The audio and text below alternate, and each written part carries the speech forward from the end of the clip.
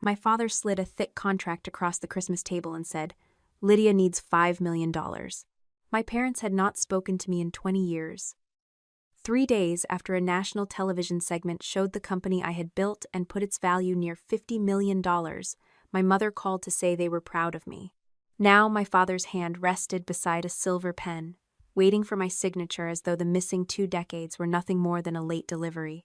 The paper rasped over the old oak table. Burned butter hung in the air from the kitchen, the same bitter edge beneath the cinnamon and roasted pecans I remembered from childhood. A spoon had slipped into the berry sauce beside Lydia's plate, and a dark red stain spread through the white napkin beneath it. Near the kitchen doorway sat a sealed dessert box with a small internal label on one corner. R3. 6 months later, I could still remember the sound of that contract sliding toward me more clearly than any greeting I received that night. Before I tell you how that Christmas dinner ended, I hope you're doing well wherever you're listening.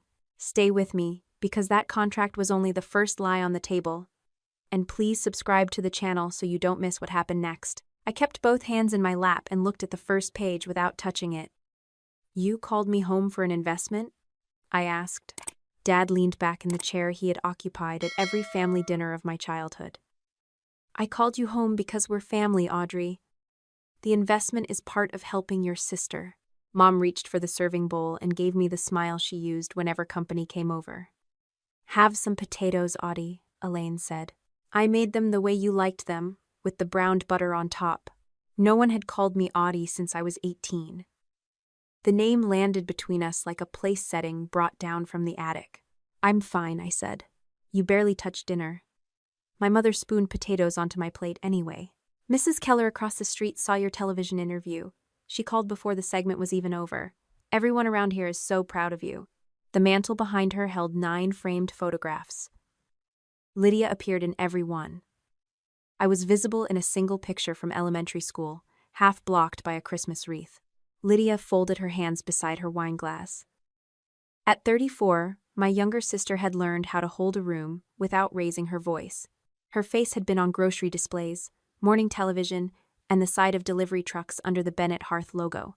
"We've always followed what you were doing," she said. "We just didn't know if you wanted us to reach out." My thumb pressed against the smooth edge of my hotel keycard inside my pocket. "You found a way when you needed $5 million. Dad's fork struck his plate. "That's enough." "No, Richard," Mom said softly. "Let her get it out. She's carried this for a long time." I turned the contract slightly so I could see the footer. 48 pages, plus schedules and attachments. "Why wasn't this sent to Dana?" I asked. Dad's eyes moved to mine. "Who is Dana?" "My attorney. I gave Lydia her contact information yesterday." Lydia lifted one shoulder. "This wasn't supposed to be some hostile corporate deal. We thought we could talk as sisters first." "Then why did your email say the agreement had to be signed tonight?" I asked. A pause followed, small but clean. The heating vent clicked beneath the window, and outside, tires hissed over wet snow on the street. Dad picked up the silver pen and set it on top of the contract. "Families don't need lawyers to help each other. Companies do," I said, "and True Table will not sign anything tonight." Mom's fingers stopped against the rim of the serving bowl. "You're staying here, aren't you?" "I have a room at the Lakeview." "On Christmas?" Elaine asked. I drove myself too. Lydia looked toward Dad, then back at me. "You came here expecting a fight." "I came here expecting paperwork," I said. So far, I was right. Dad opened the contract to a marked section. Bennett Hearth had a problem with one supplier, that's all. A trace amount of peanut protein was found in a limited run of holiday products, and we issued a voluntary recall. "I read the notice," I said. "It named 6 production lots. The same ingredient went into all 6, Lydia said quickly. "Our supplier changed something without telling us." "Which ingredient?" I asked. Her gaze shifted toward the contract. "The investigation is still open." Dad tapped the page. "The bank wants additional reserves until this is resolved. Part of the $5 million covers the recall fund. Part keeps payroll running. And part satisfies the lender so we can operate through the review." The number was plausible for a regional food company facing a recall and a nervous bank. That made the rest of the agreement more dangerous, not less. Then I reached the ownership section. This says TrueTable acquires the affected production facility, I said. A temporary transfer, Lydia replied. Your team would bring in its safety systems, the retailers would calm down, and we could preserve the jobs. How many employees? I asked. 212, Dad said. People with mortgages, kids in college, families who have worked for us for years. Mom drew a slow breath through her nose. This town has already lost the paper mill and half the machine shops. Bennett Hearth is one of the few places still hiring. You could protect all of that. I turned another page. TrueTable also grants Bennett Hearth the right to use our safety seal. Only during the transition, Lydia said. And we certify that our systems have a common origin. They do, my sister said. We learned in the same kitchen. 20 years earlier, I had drawn blue triangles on production cards, separated utensils by color, and fastened blue silicone bands to racks used for allergen-controlled orders. Lydia had called my charts obsessive. Now she wanted my signature under a statement that made our systems relatives. I looked toward the sealed dessert box by the kitchen. The label was printed in black on white stock. R3. Lydia noticed where my attention had gone and moved her elbow, blocking part of my view. What does R3 mean? I asked. It's a routing code, Lydia said. Nothing related to this. Dad pushed the pen closer. Audrey, no one is asking you to do this blind. You can bring your people in tomorrow, but we need the commitment tonight so the bank knows the money is coming. Before my attorney reviews the schedules? The schedules are standard, he said. Then you won't mind Dana reading them. His palm flattened on the table. The silver pen rolled an inch and stopped against the water glass. I read the paragraph beneath the transfer terms twice. TrueTable would assume certain commercial claims connected to products distributed after the effective date, but another section reached backward through warranties, shared procedures, and prior operational knowledge. The words were broad enough to create arguments no careful buyer would volunteer to inherit. What is a legacy process acknowledgement? I asked. Lydia answered before Dad could. It confirms that the safety methods used by both companies came from the same family process. Which process? The original separation system, she said. The one you told the local paper you created after I left? Her mouth tightened. This is not the time to fight over an old interview. I'm asking about the document you want me to sign tonight. Dad's voice dropped. The bank needs confidence in the continuity of the system. Continuity means history, I said. You want TrueTable to say Bennett Hearth's current controls grew out of a process I helped design. That is true, Mom said. You were always good with those little labels and charts. For 20 years, they had said I ignored the rules and nearly killed a child. Now, my old system was valuable enough to place inside a multi-million-dollar contract. Lydia leaned forward. You built a company worth $50 million. I stayed here. I kept this business alive through recessions, retailer pressure, rising costs, and every staffing mess you can imagine. I'm not asking you to hand me a check because I'm your sister. I'm asking you to invest in a real company with real workers. Then send the full deal to my board, I said. We don't have weeks, she replied. You had time to prepare 48 pages. Mom's spoon struck the bowl. For crying out loud, Audrey, must everything become a trial with you? Your sister is trying to save people's jobs. No, I said. She's asking my company to buy a plant under investigation, lend its safety seal, accept commercial claims, and sign a statement about a process from 20 years ago. Those are not the same thing. Elaine's eyes filled, but no tears fell. She had always been skilled at stopping one step before the performance became obvious. You would let the past destroy 200 families? She asked. I looked at the contract again, then at the dessert box marked R3. Something had been sitting in plain sight all evening, and the harder they pushed me to sign, the less I believed the supplier's story. You said the contamination came from one ingredient. I told Lydia. You also said the investigation is open. Yet this agreement is written as if TrueTable already knows enough to certify the system. Lydia's fingers tightened around the stem of her glass. Our consultants drafted it. Then your consultants can speak to Dana. Dad stood. His chair legs scraped the floor, the sound sharp enough to make Mom flinch. I did not bring my daughter home to be cross-examined at my own table. You didn't bring your daughter home, I said. I closed the contract. The leather folder I had kept beside my chair came up onto the table, and the brass zipper sounded too loud in the sudden quiet. You invited my money. Mom stared at the folder. Lydia's practiced calm slipped for less than a second, but I caught it in the way her shoulders drew back. I removed a thin packet of copies and slid it across the oak. Dad reached for it, but Elaine got there first. The top page was a faded carbon copy from December of 2005. Most of the writing had softened to gray, though the production lines were still readable. Beside the relabeling authorization sat Lydia's initials. The recorded time had been written over, the second set of numbers darker than the rest. Mom did not look at Lydia. She looked at the bottom right corner, where her own handwriting appeared beside the revised shift entry. The color left her knuckles as she gripped the page. Dad took it from her. Where did you get this? That isn't the question you should be asking, I said. Lydia pushed back from the table.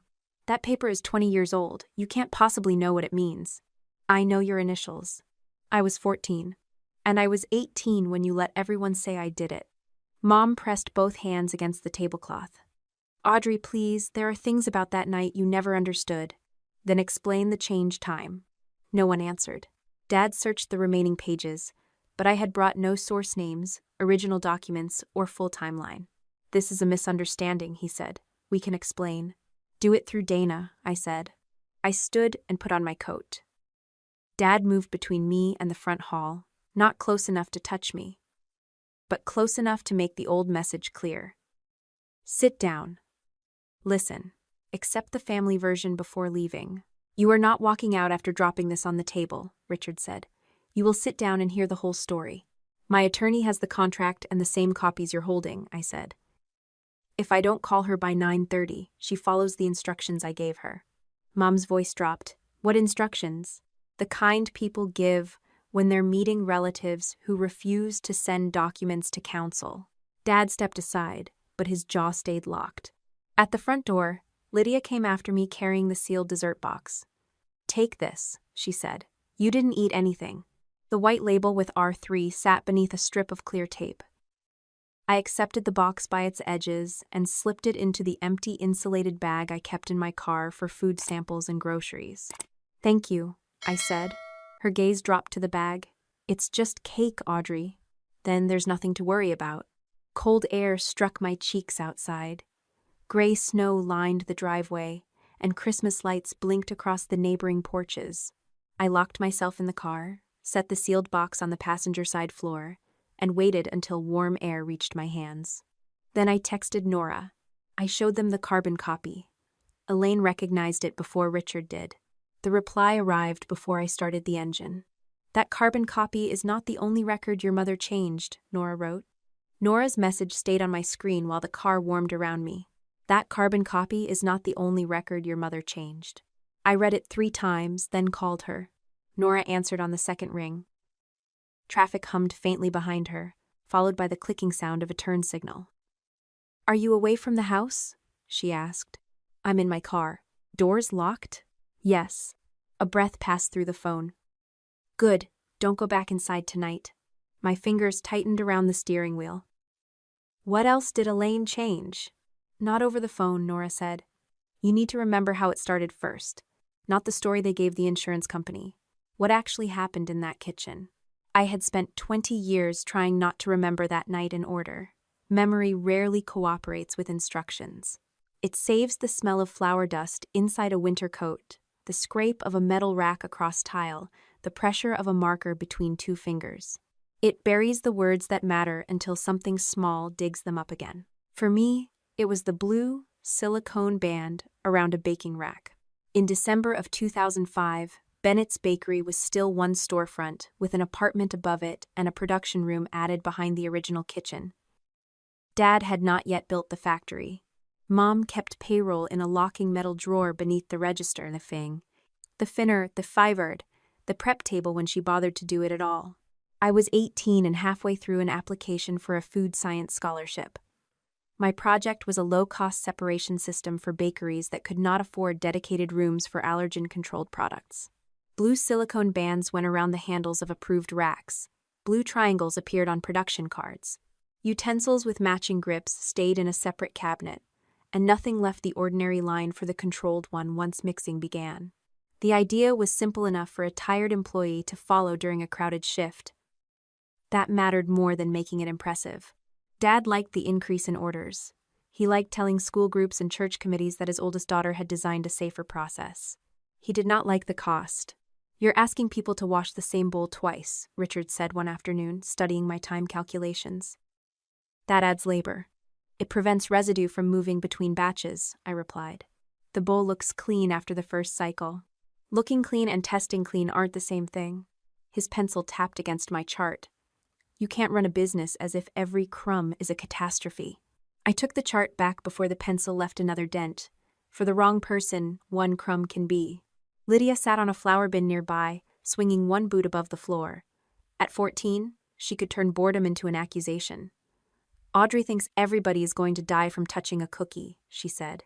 "I think labels should mean what they say." Dad gave Lydia a look that made her sit straighter. "Your sister is trying to build something useful." That should have pleased me. Instead, I watched Lydia's boot stop moving. Praise in our house never landed on one child without being taken from the other. The week before Christmas, the bakery received an order for a school fundraiser. There were iced sugar cookies, chocolate bars, cinnamon cakes, and 4 dozen nut-free raspberry squares for families who had requested them in advance. The order was worth more than we usually made in 2 days. By late afternoon, every surface held cooling pans or labeled boxes. The mixer groaned against thick dough, the exhaust fan rattled above the ovens, and wet mittens dripped onto the rubber mat by the back door. I had a scholarship presentation at the community college that evening. Before leaving, I counted the nut-free trays, checked the blue triangles, and moved the approved racks against the far wall. "We're short one," Lydia said. Her finger ran down the order sheet. I counted again. 5 trays. We needed 6. "The last batch is still cooling," I said. "There isn't another batch." Across the room, Dad was arguing with a delivery driver about a late shipment.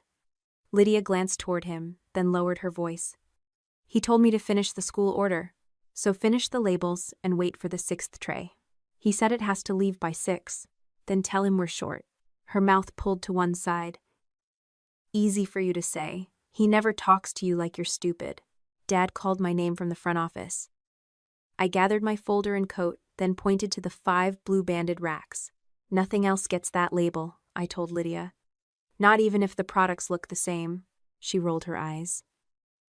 "I know how colors work." "Say it." Her cheeks flushed. "Only the blue racks." I left through the stockroom to finish the weekly count before my teacher picked me up. What happened in the prep room during those next few minutes came to me later in pieces. Some came from Nora. Some came from records. The last piece came from Lydia herself, although she waited many years before giving it to me. A regular batch of raspberry squares sat on an unmarked rack near the cooling fans. They looked identical after icing. The filling had been made with equipment used earlier that day for peanut butter bars. Lydia had one incomplete order: a father who measured mistakes in decibels, and a blue band she could slide from one handle to another. She told herself it was 1 tray. She told herself the equipment had been wiped down. Most of all, she told herself nothing would happen. By the time I left for my presentation, the fundraiser boxes were stacked by the loading door. Dad barely looked up when I called goodbye. The phone rang at the bakery less than an hour later. I was standing beside a poster board in a classroom when my teacher, Mrs. Collins, entered and spoke quietly to the coordinator. Both women looked toward me. "There's been an emergency at the school fundraiser," Mrs. Collins said. "Your father wants you back at the bakery." The ride took 12 minutes. I remember that because I counted every one of them while Mrs. Collins drove through slushy streets with both hands fixed at 10 and 2. An ambulance was leaving the school when we passed. At the bakery, the front door had been locked, even though the lights were on. Nora let me in from the side entrance. Her apron was dusted with flour, and the skin around her mouth had gone tight. "A boy had a reaction," she said. "They took him to the hospital." "What did he eat?" Nora pointed toward an open fundraiser box on the counter. 1 raspberry square remained inside. Mom stood behind the register with a telephone pressed to her ear, repeating that the family would cooperate fully. Dad paced near the office, telling everyone not to speak to reporters, parents, teachers, or anyone from the school. Lydia sat on a stool by the sink. She had folded herself inward, elbows pressed against her ribs. A blue silicone band lay on the floor near her shoe. I picked up the empty box sleeve and read the handwritten production mark. It did not match the controlled batch. The approved raspberry squares had been mixed before noon. This tray carried the mark from the regular afternoon line. "Where did this come from?" I asked. Nobody answered. I walked to the prep room and checked the rack positions. One blue rack stood empty where I had left it. An unmarked rack beside the cooling fan held crumbs and pink icing smears. "Dad," I called, "this wasn't from the nut-free batch." Richard came through the doorway and shut it behind him. "You don't know that. The production mark is wrong. We don't know what else that child ate." The tray came from the ordinary line. Mom ended her call and began collecting every production card from the counter. "Audrey, lower your voice. Where are you taking those?" "I'm putting the records somewhere safe." "Then leave them in order." Elaine stacked the cards against her chest. "This is not the time for you to take control." It was the first moment I understood that they were already thinking beyond the hospital. Not about what the child needed, about what the bakery needed. Dad ordered Nora to clean the prep area and told the rest of us to stay inside. "No one discusses ingredients, racks, or procedures with anybody," he said. "Everything goes through me." Lydia rose from the stool and followed Mom toward the office. Her steps were uneven, one heel catching against the tile. "I need to tell you something," she whispered. Elaine glanced at me before pulling Lydia through the office door. The latch did not close completely. I stood beside the filing cabinet, close enough to hear my sister's broken sentences through the narrow gap. "I only moved one tray," Lydia said. Mom answered too quietly for me to catch the words. "I thought it was the same," Lydia continued. "It looked exactly the same. A chair scraped inside." Then Dad's voice cut through. "How many people saw you?" "I don't know." "Did Audrey?" "No." The silence that followed lasted long enough for me to step closer. "We could lose the insurance," Dad said. "If they decide the label was changed on purpose, they can deny the claim."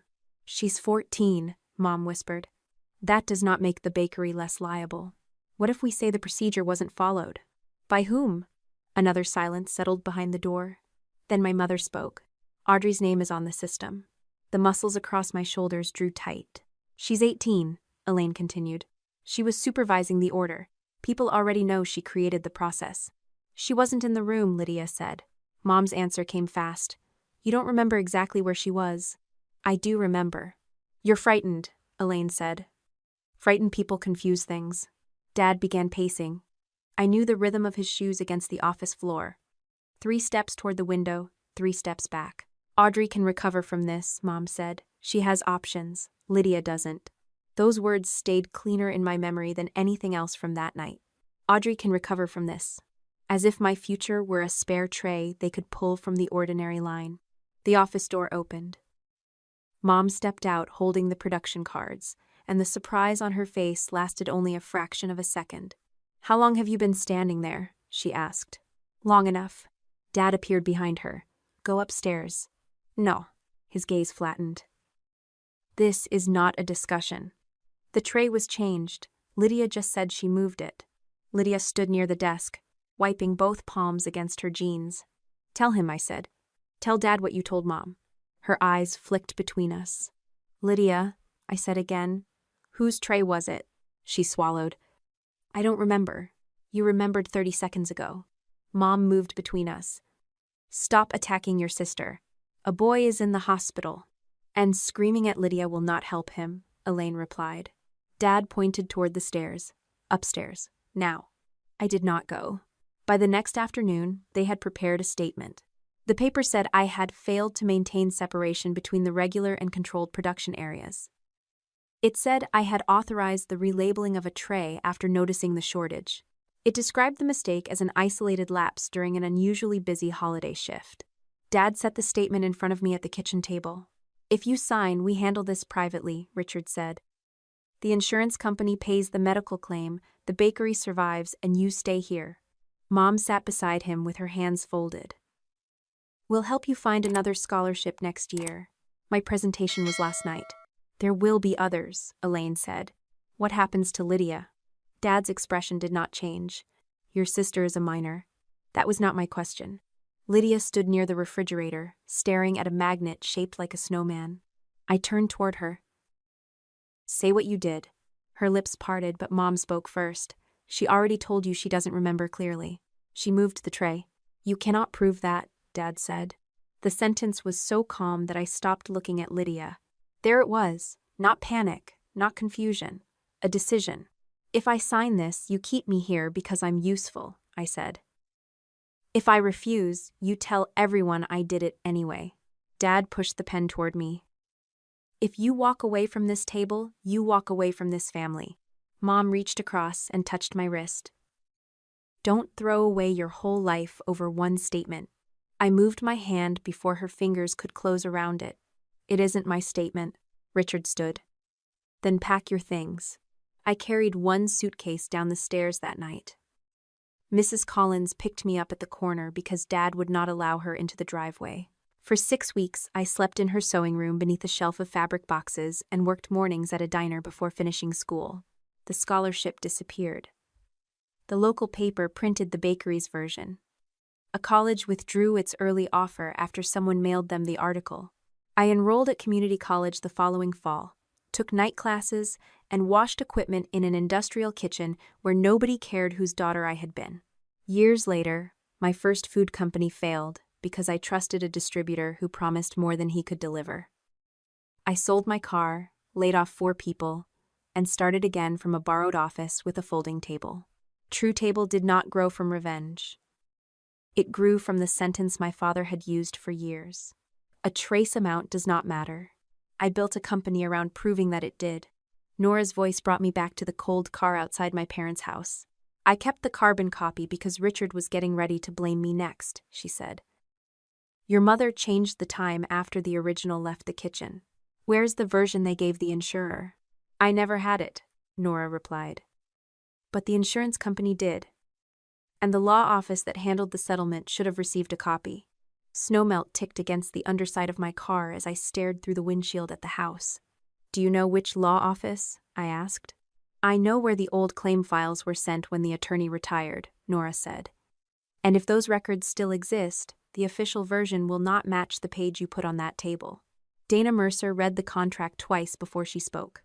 We sat in a small conference room at her office the morning after Christmas, with gray snow pressed against the windows and the leather binder open between us. My father's silver pen was still clipped inside the cover. I had forgotten to remove it when I left the house. This agreement cannot erase what Bennett Hearth did before a sale, Dana said. A private contract does not control what injured customers, insurers, lenders, or regulators may pursue. So Richard cannot sign his way out of the past. No, but he can make your company pay for part of the future. And he can create a story in which True Table reviewed the system, accepted it, and continued operating it. Dana turned several pages. The wording about shared process history is especially useful if someone wants to argue that your methods were always part of Bennett Hearth. I looked at the paragraph that had bothered me at dinner. On paper, it sounded almost sentimental. 2 companies, 1 family tradition, continuous safety standards.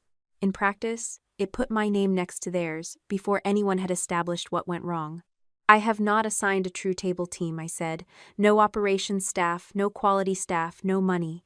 You are the only company resource I have used. Keep it that way for now. Dana closed the binder halfway. If you visit the plant, the invitation must say preliminary review only. No certification, no approval, no promise of investment, and no photographs of you beside their safety seal. Lydia already asked me to tour it. Of course she did. Dana slid a yellow legal pad toward me. Put the conditions in writing before you go. By noon, Lydia had accepted every condition in an email that managed to sound both grateful and offended. I would be allowed to observe production areas, ask questions, and review records they chose to provide. Nothing I said or did would count as approval. No company announcement would mention an investment. The email looked clean. The parking lot did not. 2 days after Christmas, old snow had turned gray around the loading docks. and a delivery truck idled beneath a sky the color of dirty wool. Bennett Hearth occupied a low brick factory at the edge of town, larger than the bakery I remembered but built around the same promise. Warm food, safe families, a local name people trusted. Lydia met me inside the reception area wearing a cream sweater, dark slacks, and the expression she saved for morning television. A young employee stood several feet behind her, with a phone mounted on a stabilizer. "There she is," Lydia said brightly. "My sister finally came home to help us protect the company our parents built." The phone's camera pointed straight at me. "Turn it off," I said. The employee froze. Lydia's smile stayed in place, though a muscle moved near her jaw. "It's only for the internal team. People have been scared since the recall." "Then tell them the truth. I am here for a preliminary review. I have not agreed to invest, certify the plant, or join the company." The young man lowered the phone. Lydia touched his sleeve. "Give us a minute, Caleb." When he left, she folded her arms. 200 people are wondering whether they will have jobs next month. Seeing you here would give them hope. Hope based on a false statement is advertising. You have always known how to make ordinary words sound like charges. And you have always known when a camera was running. For a moment, the polished television face disappeared. Then Lydia picked up a visitor badge and held it out. "We agreed to a preliminary review with no promises. Are we done arguing? We are starting."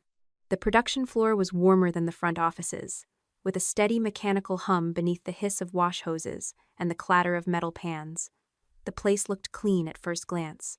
Hairnets, gloves, color-coded signs, blue tape marking controlled zones. A framed slogan hung above the hand-washing station. A label should mean exactly what it says. Those were my words. I had written them across the top of a school presentation when I was 18. Lydia followed my gaze. "It is a good principle. Where did you get it?" "Dad has said that for years." A woman pushing a rack passed behind us and gave me a quick look. "We still call the blue setup the Audrey protocol on second shift," she said. Lydia turned. "What did you say, Marcy?" The woman's hands tightened around the rack handle. "I said the audit protocol for second shift." Her shoes squeaked against the floor as she moved away. My sister began explaining a new scanner system, but I had already seen the blue silicone grips on the designated utensils and the triangles printed on the production cards. Some details had changed. The structure had not. They had removed my name from the public story. Yet it still survived in the mouths of employees when management was not listening. Near the mixing area, waist-high bins stood beneath laminated signs marked rework. Each bin held sealed containers of usable filling or dough left from a prior run. The material could be folded into a later batch instead of being discarded, provided the ingredients and allergen category matched. One cart carried the code R3. I stopped beside it. "What does the 3 identify?" "A rework category," Lydia said. "Raspberry-based fillings." "Across which lines?" "Compatible products only." The paper clipped to the cart listed a date, weight, and destination batch. The sanitation section below it had 2 blank signature boxes. "Who released this?" I asked. Lydia leaned closer. "The electronic record will show it." "Then why print the sanitation confirmation?" "Redundancy." "Redundancy only works when both records exist." Richard's voice came from behind me. "You have been here 10 minutes and already found a clerical error." My father wore a white plant coat over his shirt and tie. He had always dressed one level above the people doing the work, even in the old bakery. "2 missing signatures," I said. "Someone entered the cleaning cycle in the system and forgot the paper." "Can I see the electronic entry?" "You are touring, not auditing. You asked my company for $5 million and its safety seal." Richard stepped closer to the cart. "And your sister agreed to let you observe because we have nothing to hide. Do not mistake courtesy for surrender." Lydia moved between us with a folder against her chest. "We have the supplier report ready. That is what Audrey came to review." The conference room above the floor overlooked the packaging line through a wide glass wall. Lydia laid out a preliminary report from Midland Ingredients, a regional supplier that provided starch and fruit stabilizer. One incoming test had shown a trace signal associated with peanut protein. The page was stamped preliminary, and the result had not been confirmed by an outside laboratory. "Where is the sealed retain sample from that shipment?" I asked. Richard sat at the head of the table. "Midland has it. You should have one too." We do, Lydia said. Has it been tested independently? Her fingers aligned the report with the table edge. That is in progress. What about the intake sample collected when the shipment arrived? The original screen was negative, she said. So the ingredient entered the plant as acceptable. 6 finished lots, later tested positive, and now an unconfirmed supplier sample is your public explanation. Richard's chair creaked as he leaned back. You are making it sound more complicated than it is. Contamination usually is. The shift manager, Paul Dwyer, sat near the door with a binder open on his knees. I asked him whether reworked filling ever moved between production lines. Only within the same product family, Paul said. His eyes moved toward Richard before the sentence ended. What does product family mean here? I asked.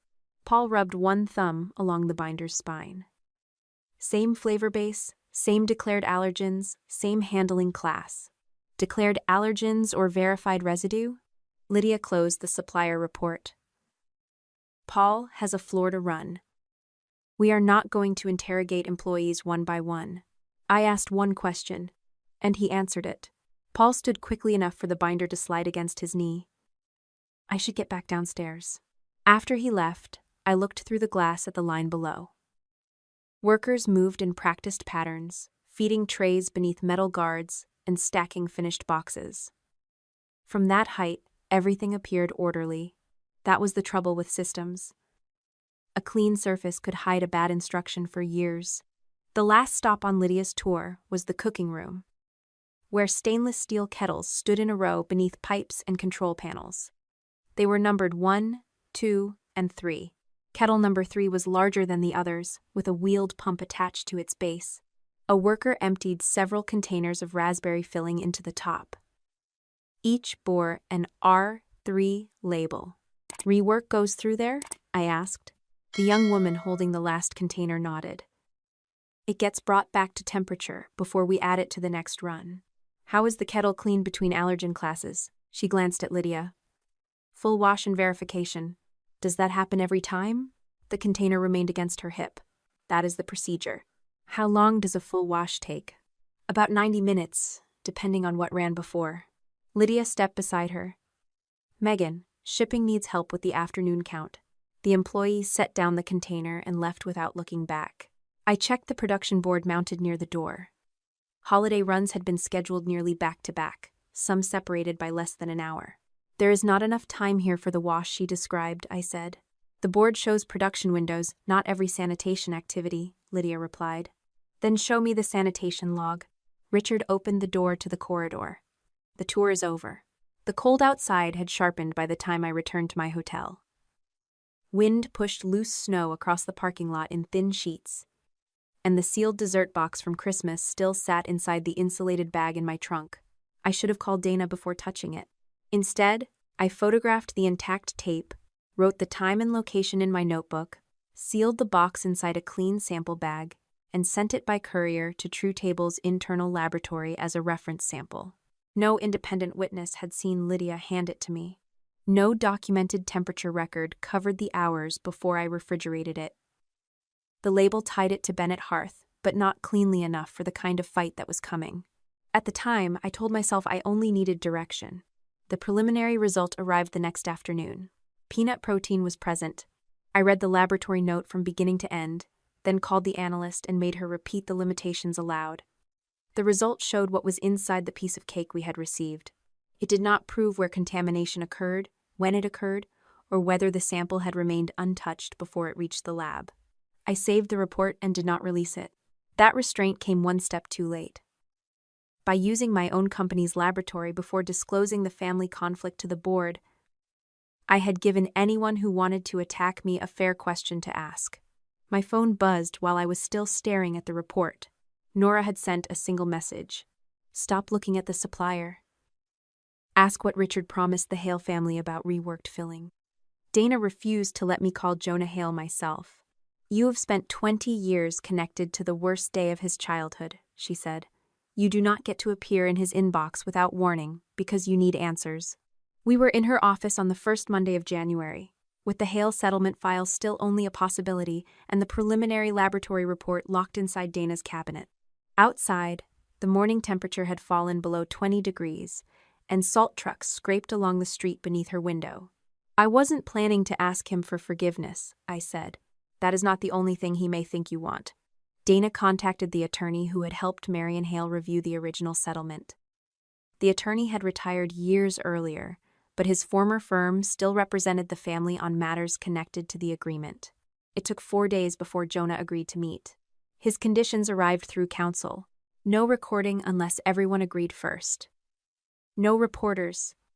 No company public relations staff. No money offered to the family. No photographs. No use of Jonah's name in any statement from TrueTable. I accepted every condition. The meeting took place in a rented conference room inside a law office 2 towns away from Bennett Hearth. Neutral carpet, gray walls, coffee that had been sitting too long on a warming plate. Dana sat beside me with a closed notebook. Across the table were Jonah and his mother, Marion. Jonah was 29, broad-shouldered, with dark hair cut close at the sides. Nothing about him matched the 9-year-old boy preserved in the newspaper photograph I had seen years earlier, lying beneath a hospital blanket with an oxygen mask over his face. Marion had brought a canvas document bag and placed it on the floor beside her chair.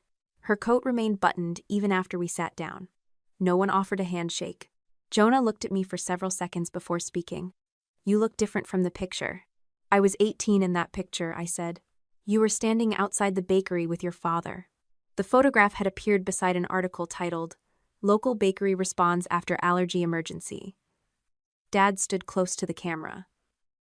I was behind him near the door, my face partly turned away. I had just been told not to answer questions, I said. Jonah's fingers rested flat on the table.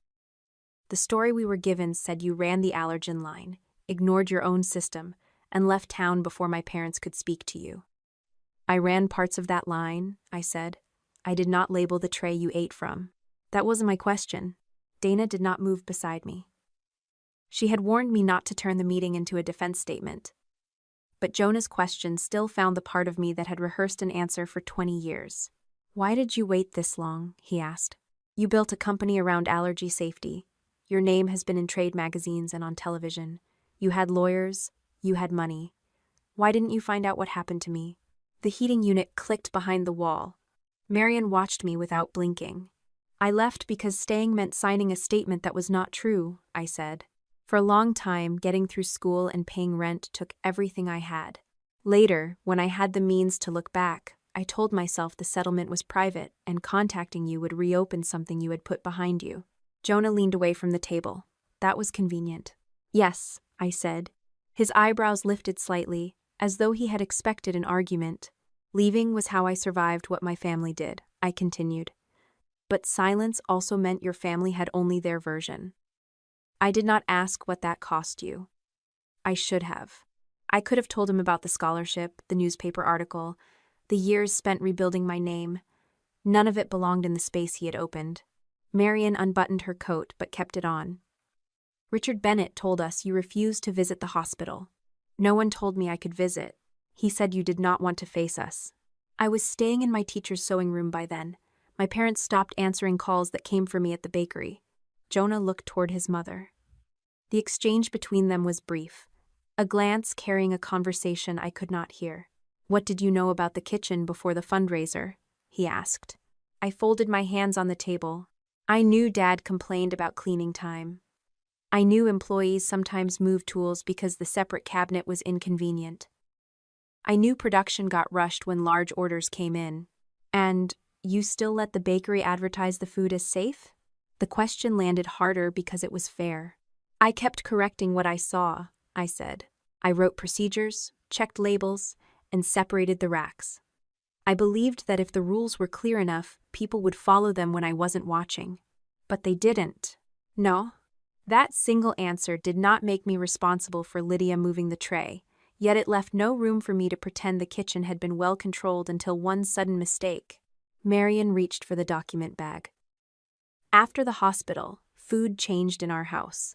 The zipper made a dry, dragging sound. For the first year, Jonah would not eat anything from a bakery, she said. Not even sealed food at school. We read labels in the grocery aisle until other people complained that we were blocking the shelf. I carried 2 injectors in my purse and another set in the car. Jonah gave a short breath that held no humor. Mom used to call restaurants before we left the house. Then she would call again from the parking lot because she thought the first person might have been wrong. I left my job for 7 months, Marion said. His father worked overtime, and the hospital bills kept arriving. The settlement covered those bills. I will not pretend the money did not help. What did they ask for in return? Dana asked. Marion looked toward my attorney. Confidentiality. No public statement beyond what their insurer approved. No direct contact with employees. No separate interview with Audrey Bennett. My chair remained still beneath me, though every muscle across my back had tightened. They specifically named me? I asked. Marion removed a thick folder and set it on the table. Richard said you were emotionally unstable and might tell us things that would interfere with the claim. The room seemed smaller after that. Jonah rubbed one palm across the opposite wrist. For years, I thought you ran because you knew what you had done. I ran because they had already decided what I had done. That may be true, he said. But it did not change what we lived with. No, I said. It didn't. Marion opened the folder. The first document was the settlement agreement, followed by medical invoices, correspondence from the insurer, and an incident report bearing the Bennett's Bakery letterhead. Dana did not reach for anything until Marion gave permission. This is a copy, Marion said. The originals are with our attorney. Thank you, Dana replied. The incident report named me as the person responsible for maintaining the controlled production area. According to the narrative, I had authorized a regular tray to be relabeled after discovering a shortage. The statement was false, but its shape was familiar. Dad had placed the same version in front of me at the kitchen table. A schedule attachment listed the workers present that evening. The times did not match the copy I had seen after the accident. According to this version, my shift continued until after the fundraiser order left the bakery. I was at the community college before 6, I said. My teacher drove me back after the ambulance had already left the school. Dana marked the page with a removable tab. We can verify the presentation schedule and transportation separately. Marion turned to a later attachment. This is what interested our attorney at the time. The document described corrective measures Bennett's Bakery promised to take after the incident. New labeling controls. Additional employee training. Written approval for substitutions. Then I saw the final item. Bennett's Bakery would discontinue the use of reworked filling in products marketed as free from peanuts or tree nuts. I read the sentence again. What is reworked filling? Jonah asked. Usable filling left from one production run and added to a later batch, I said. It can be safe if the products share the same ingredients and allergen category and if the equipment is cleaned correctly. Marion tapped the paper. They told us the accident happened because you changed one label. That is what they told me too. If that was the only problem, Jonah said, why promise to stop reusing filling? Dana turned to the incident report. A production code appeared beside the raspberry squares Jonah had eaten. The old format was shorter than the system used at the factory now. But the final marking was clear. R3. The same code had been printed on the dessert box Lydia handed me at Christmas. The same code appeared on the rework cart beside kettle number 3. Cold gathered across my fingertips despite the warm room. Marion removed a letter printed on Bennett's Bakery stationery. Richard had signed it 2 weeks after the incident. The letter assured the Hale family that the bakery had identified every contributing condition. Staff would receive further training. Label controls would be strengthened. Most important, no filling from a prior production run would be used in any product sold under the bakery's allergen-controlled program. Dad had not written that promise to me. He had written it to the family whose child had been taken away in an ambulance. Dana read the paragraph in silence before looking at Marion. May we obtain a certified copy through your counsel? Yes, Marion said, but Jonah has conditions. He shifted forward, his voice steady. You can give the records to your lawyer, the insurer, investigators, or whoever has legal authority to review them. You cannot use my name in an interview, an advertisement, or a speech about your company. I agree, I said. You cannot put my hospital photograph beside the True Table logo. I would never do that.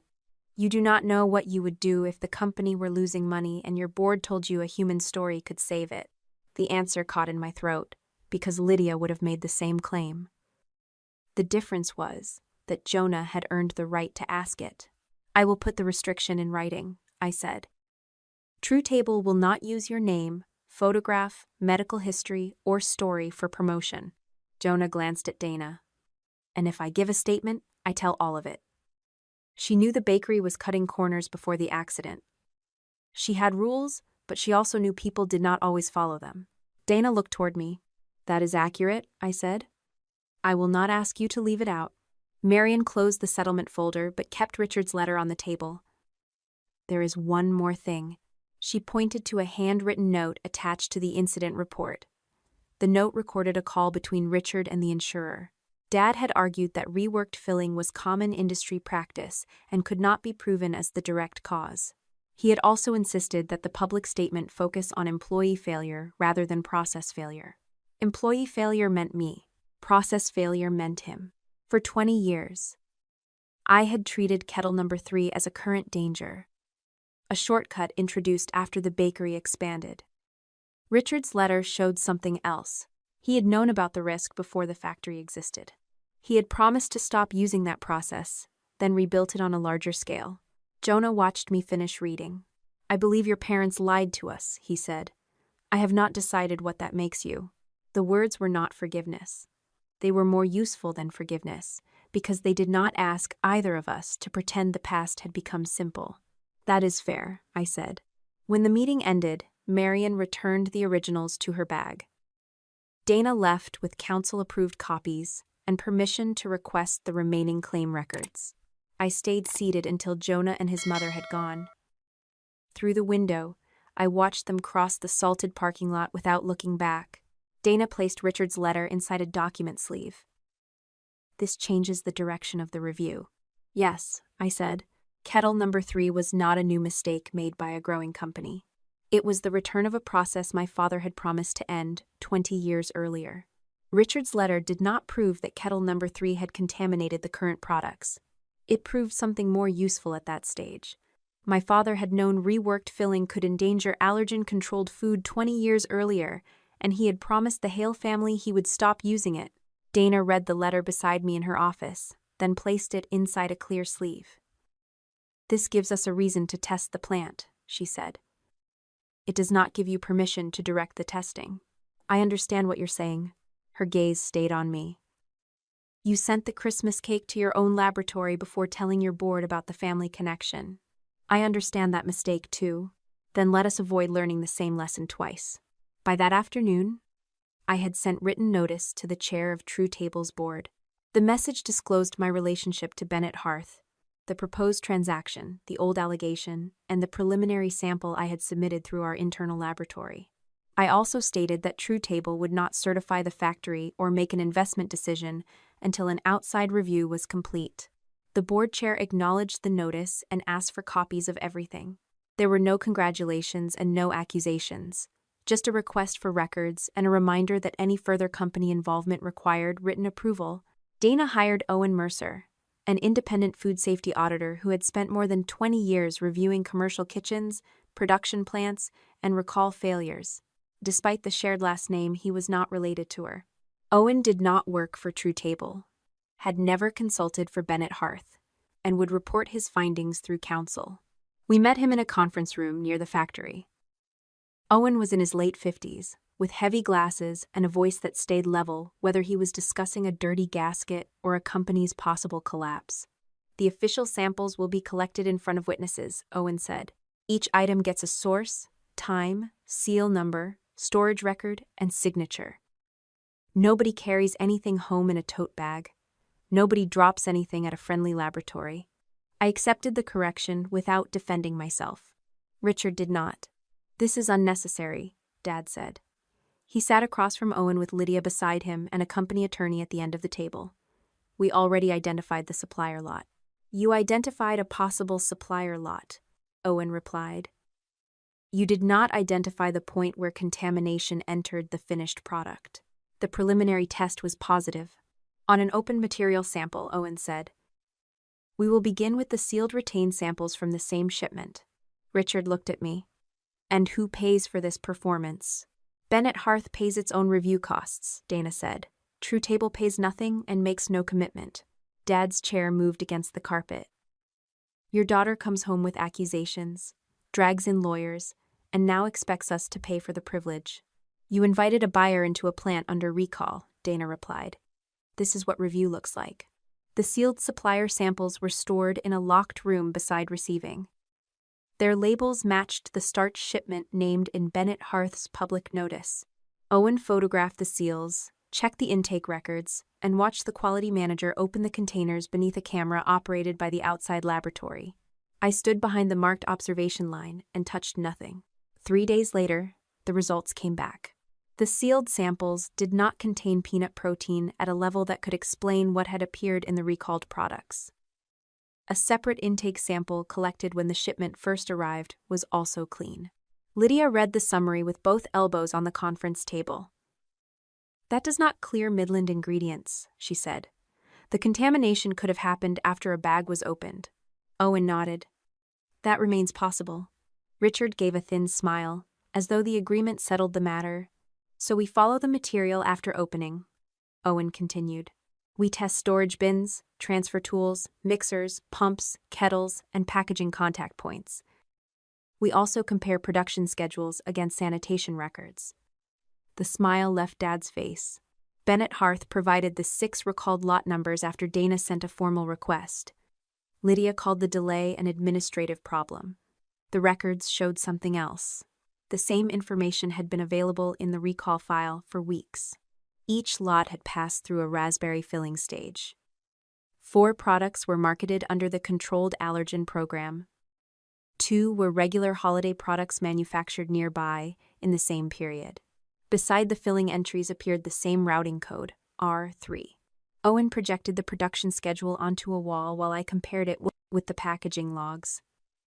Kettle number 3 had handled reworked raspberry filling for every recalled lot. In several cases, products containing peanut ingredients had run on connected equipment the same day. The schedule did not prove contamination by itself. Proper washing and verification could have separated the runs. The sanitation logs were supposed to show that separation. Instead, they showed full cleaning cycles completed in 42 minutes, 47 minutes, and once in 38. Megan had told me a proper wash usually took around 90 minutes. Some records carried identical signatures written with the same angle and pressure, even when different supervisors were listed on duty. Owen placed 2 copies side by side. Either these employees have remarkably similar handwriting, or someone completed the forms in a group. Lydia crossed her arms. You are not a handwriting examiner. No, Owen said. I am a man reading 6 logs that claim different people made the same unusual loop in the same place. Richard stood near the window with his back partly turned. The electronic system contains the real times. Paper records are backups. Then release the electronic records, Dana said. Our information technology contractor is retrieving them. How long should retrieval take? I asked. Dad turned toward me. Longer when outsiders keep interrupting the staff. The contractor produced the data 2 days later. Several sanitation cycles had been edited after completion. Original entries showed shorter wash periods, while revised entries matched the required minimum.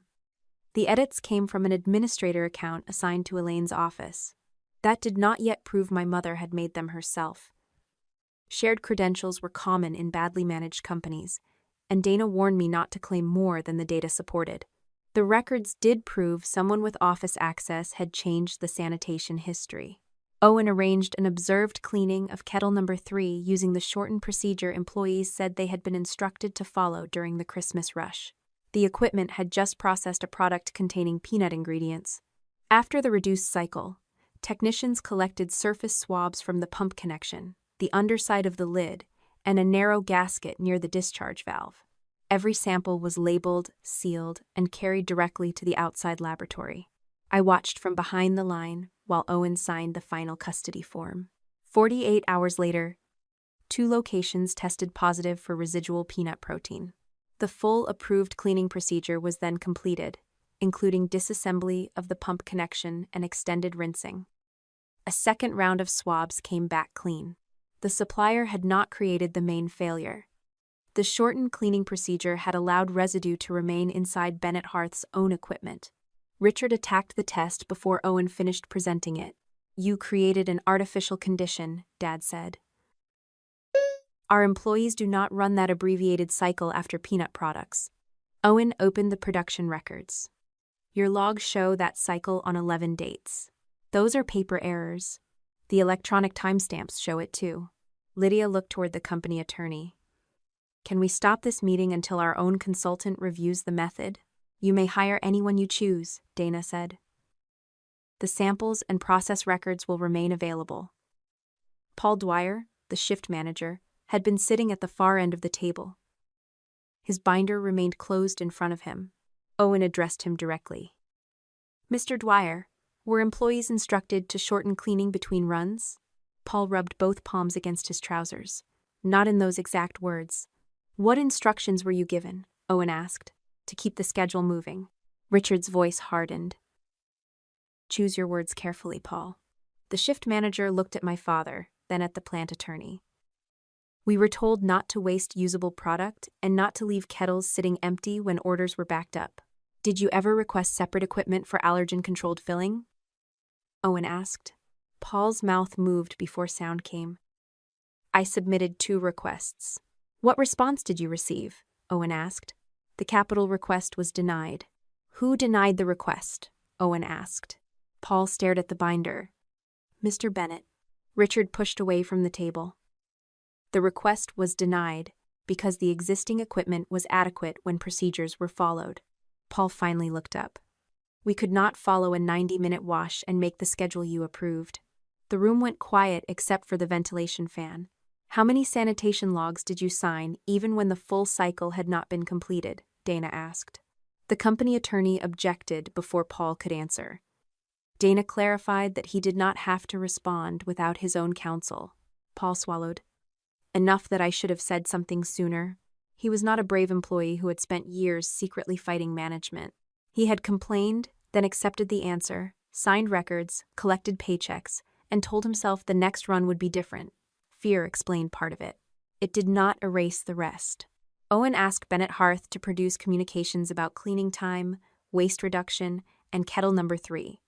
The company attorney said the request was too broad. Dana narrowed it by date, sender, and subject. The first email came from Richard 3 weeks before the earliest recalled lot. "Production cannot absorb another 90-minute shutdown between compatible runs. Use the abbreviated cycle where the product family allows it. We are not throwing away inventory that can be saved." The language sounded ordinary. "Cost control. Efficiency. Compatible products." Nothing in the message said to endanger customers. The production schedule attached to it included peanut products, followed by controlled raspberry products. A manager replied that the gasket and pump connection could retain residue unless the equipment was opened and washed fully. Richard answered that quality staff should verify the abbreviated process without holding up shipping. Elaine was copied on the exchange. Lydia received the quality report 5 days later. The report warned that the abbreviated cleaning cycle had not been validated for transitions involving peanut ingredients. It recommended stopping controlled production on kettle number 3 until either the full cleaning time was restored or dedicated equipment was installed. At the bottom of the report appeared an electronic acknowledgement from Lydia Bennett. I read the date twice. 3 weeks before the recall. Lydia sat across from me while Owen displayed the next document. It was a release authorization covering several holiday lots, including 2 later recalled. The form stated that allergen-controlled products had been manufactured on separated equipment under validated cleaning procedures. Her signature appeared at the bottom. "You knew the abbreviated cycle had not been validated," I said. Lydia's chin lifted. "I knew quality had concerns. That is not the same as confirming contamination. They recommended stopping the line. They recommend stopping everything. That is their job. And yours was to decide whether children could eat what you sold." Richard cut in. "Audrey, you are not conducting this interview." He was right about that much. I looked toward Dana and stopped speaking. Owen continued with dates, signatures, and lot numbers. The facts did not need my anger to make them heavier. At 14, Lydia had moved 1 tray because she wanted to avoid disappointing our father. At 34, she had received a written warning, signed a release, and allowed the products to leave the factory. The first act had belonged to a frightened child. The current one belonged to the chief executive officer. My phone vibrated against the conference table as the meeting ended. The message came from TrueTable's communications director. A regional morning program had announced its lead interview for the following day. The title appeared beneath Lydia's publicity photograph: How My Estranged Sister Tried to Take Our Family Business. The television producer had chosen a photograph of Lydia standing between our parents outside Bennett Hearth. All three wore matching blue aprons, and a line of employees filled the background beneath a banner that read, "Every family deserves a safe place at the table." I watched the interview from Dana's office the next morning. The host began with the product recall, but Lydia redirected the conversation before he finished his first question. "This is not only about a technical problem," my sister said. "It is about what happens when someone who left a family business returns after 20 years and sees a chance to take control." The camera moved closer. Lydia described herself as the daughter who had stayed. She had worked weekends, survived rising ingredient prices, kept the factory open during the pandemic, and learned the names of employees' children. Audrey, according to her version, had left town after a family disagreement and refused every attempt at reconciliation. No one asked her to name those attempts. "She came back after seeing that our company was under pressure," Lydia continued. "Then she offered to help only if her company gained control of our plant." "That is false," I said. Dana muted the television. "She did not say you made a formal offer. She wants people to hear that I did." "Yes, and answering while you are angry will help her." On the screen, Lydia held up the Christmas contract. She did not show the provisions about shared process history, commercial claims, or use of TrueTable's safety seal. From the audience's view, it was simply an investment agreement offered to a wealthy sister who had refused to save a struggling hometown employer. The host asked about the contaminated products. "We are cooperating fully with an independent review," Lydia said. "There are questions involving a supplier and questions involving old procedures that originated long before I became chief executive. We are correcting what needs to be corrected." She did not deny the failed sanitation cycles. She called them questions. Then the program displayed interviews with 3 employees outside the factory. One woman worried about losing the health insurance that covered her husband's medication. A man said Bennett Hearth had employed 2 generations of his family. Neither employee attacked me directly, but the message was clear. A woman worth $50 million was standing between ordinary people and their paychecks. By lunchtime, local social media had divided into camps. Some comments asked why Bennett Hearth had ignored safety warnings. Others called me greedy, bitter, and ashamed of where I came from. A former classmate wrote that I had always believed I was better than everyone else. A church group shared Lydia's interview with the words "Pray for this family" and the workers caught in the middle. My communications director, Rachel Kim, called before I had finished reading the first page. "We have requests from 6 outlets," Rachel said. "I recommend that you do not answer any of them until the board meets." "Lydia just accused me of trying to steal a company." "She implied it," Rachel replied. "That distinction matters if we respond. I have the sanitation results. And you are related to the people who control the plant. We need an independent voice presenting those results."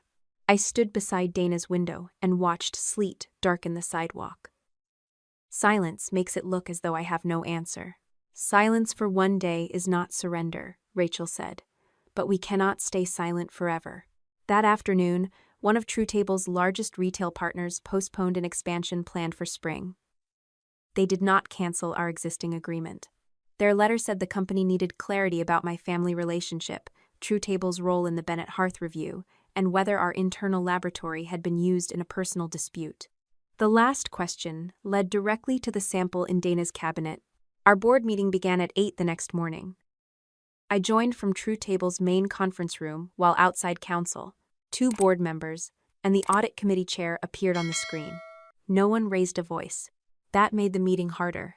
The chair, Helen Brooks, had invested in TrueTable when we still operated from a rented warehouse. She knew how many times I had refused a faster contract because the supplier records were incomplete. "Tell us about the first positive sample," Helen said. I described the dessert box Lydia had handed me at Christmas. The packaging was sealed when I received it, and I had photographed the label before placing it in an insulated bag. After returning to the hotel, I arranged for the box to be delivered to our laboratory. Did anyone independent witness your sister give you the box? Outside counsel asked. No. Was the temperature recorded from the time you received it? No. Did you notify the board about the family dispute before using the laboratory? No. I disclosed it after the preliminary result. Helen removed her glasses. Why? Because I wanted to know whether the code on the box mattered. That explains your reason, she said. It does not answer why company resources were used before disclosure. The room stayed quiet while I looked at the positive report lying beside my notebook. I believed I could separate a reference test from a company decision, I said. I should have disclosed the conflict first. One director asked whether I had altered the sample. No. Another asked whether the result was false. There is no reason to think it was false, I replied. But the handling history is not strong enough for the sample to establish where or when contamination occurred. Helen nodded once. That is the answer that should have been in our records from the beginning? The board did not remove me as chief executive. They did not accuse me of fraud or tell me to abandon the Bennett Review. They required me to recuse myself from every True Table decision involving Bennett Hearth. The audit committee would oversee company communications, laboratory questions, and any possible acquisition. Owen's outside review would continue through Dana, not through me. I could provide information as a witness and family member, but I could not direct the company's response. The decision was reasonable. It still felt like having my own hands tied while Lydia walked through every television studio she could find. After the meeting, Rachel placed a draft statement on my desk. It disclosed that I was related to Bennett Hearth's owners, acknowledged that the first reference sample lacked a complete custody record, and confirmed that all formal testing was being handled independently. I hate this sentence, I said. Rachel read the line I had marked. Which part? The part where it sounds as though the sample is worthless. It is not worthless, she said. It helped point toward a problem. It simply cannot carry the case. If we publish this, Lydia will say I mishandled evidence. She will say that whether we publish it or not. The question is whether we allow her to reveal it first. Dana arrived 10 minutes later and found me drafting a longer statement of my own. I had listed the clean supplier samples, the failed surface swabs, the altered sanitation times, and Lydia's signature on the release form. Dana read the first paragraph, then closed my laptop. You do not have authority to release Owen's working material, she said. I can release what I personally saw. You can also warn everyone inside Bennett Hearth exactly which records matter most. They already know. Some do, some may not. An employee who sees her name spreading online may stop cooperating. A manager who realizes his email has not been recovered may decide to lose a phone. You will also give Richard a chance to claim the review was designed for publicity rather than safety. My chair rolled back as I stood. So Lydia gets to say whatever she wants while we protect the people who lied? We protect the process that can prove they lied. The sentence stopped me. For most of my adult life, control had meant safety. I checked supplier certificates myself, read the fine print, and kept copies in more than one place. When something mattered, I stayed close enough to see every hand that touched it. That habit had helped me build True Table. Now it was creating an opening for my family. If I held every record, directed every test, and delivered every accusation, Richard could reduce the entire matter to one estranged daughter's revenge. The truth needed witnesses who did not owe me anything. I reopened Rachel's shorter statement. We added one sentence confirming that I had stepped away from company decisions involving Bennett Hearth. Another stated that the limits of the first sample had been disclosed to the board and that all formal findings would come from independent testing. I signed my name beneath it. By evening, several national food safety writers had shared the statement. Some criticized my early use of the company laboratory. Others noted that I had disclosed the mistake and accepted oversight. The noise did not disappear, but Lydia no longer controlled every word. Mom called the following Sunday. I was at home reviewing a True Table supplier file unrelated to Bennett Hearth when her name appeared on my phone. I let it ring once before answering and opened a blank document on my computer. Audrey, this has gone too far, Elaine said. Which part? The auditors, the lawyers, people asking questions at church. Your father cannot even buy groceries without someone staring at him. A recall affects more than grocery shopping. I am trying to speak to you as your mother. You can speak. I am taking notes. Her breathing changed. Must you make everything sound threatening? A written record prevents misunderstandings. She was silent for several seconds. Lydia is willing to correct the story about the old accident. What correction? We would say that both of you played a part. She moved the tray, but the system was yours and you were responsible for training her. The old offer had returned in cleaner clothes. 20 years earlier, they wanted me to accept the whole lie. Now they wanted me to accept half of it so Lydia could escape the rest. I did not authorize that tray, I said. I was not in the bakery when she moved it. You designed rules that a 14-year-old could not follow. She followed the rule until she chose not to. Mom's voice sharpened. There it is. You have always wanted her punished. No, I wanted the truth told when it mattered. If you withdraw the report and stop pushing the factory review, we can release a family statement. We can say both daughters made mistakes, everyone has grown, and the business is moving forward. What happens to the current recall? That is a separate matter. No, it is the same matter, the same shortcut returned. You do not know what it takes to keep a company alive, Elaine said. You walked away before you had to make difficult choices. I looked around the office I had paid for through years of difficult choices. I will not withdraw anything, and I will not sign a statement sharing responsibility for Lydia's actions. You may change your mind when 200 families lose their income. Did Richard use the house as collateral? The question broke her rhythm. What are you talking about? Mom asked. Ask him. I ended the call, wrote the time, duration, and exact offer into my notes, then sent the memorandum to Dana. Richard called less than an hour later. He did not mention the house. Instead, he offered TrueTable a larger ownership share, preferred repayment of the $5 million, and a seat on Bennett Hearth's board. I would not have to manage the factory or appear beside Lydia. You get the financial return without the family complications, Dad said, and TrueTable still lends its name, only as a technical partner. Does the new agreement remove the shared history acknowledgement? His pause answered before his words did. That language protects both businesses, Richard said. It protects you. I am offering you more than most investors would receive. You are asking for something no ordinary investor could give you. What is that? My name beside the process. Richard released a slow breath. You have spent 20 years making money from what you learned in my bakery. Do not pretend you built TrueTable out of nothing. I built it after you told the town I could not be trusted around food. And now you have a chance to put the past behind us. No, you have a chance to place it under my signature. He ended the call without saying goodbye. I documented that conversation too. 2 days later, Lydia posted a scanned document on the Bennett Hearth website. Her statement claimed that I had concealed my role in creating the original bakery safety system while attacking the company for using it.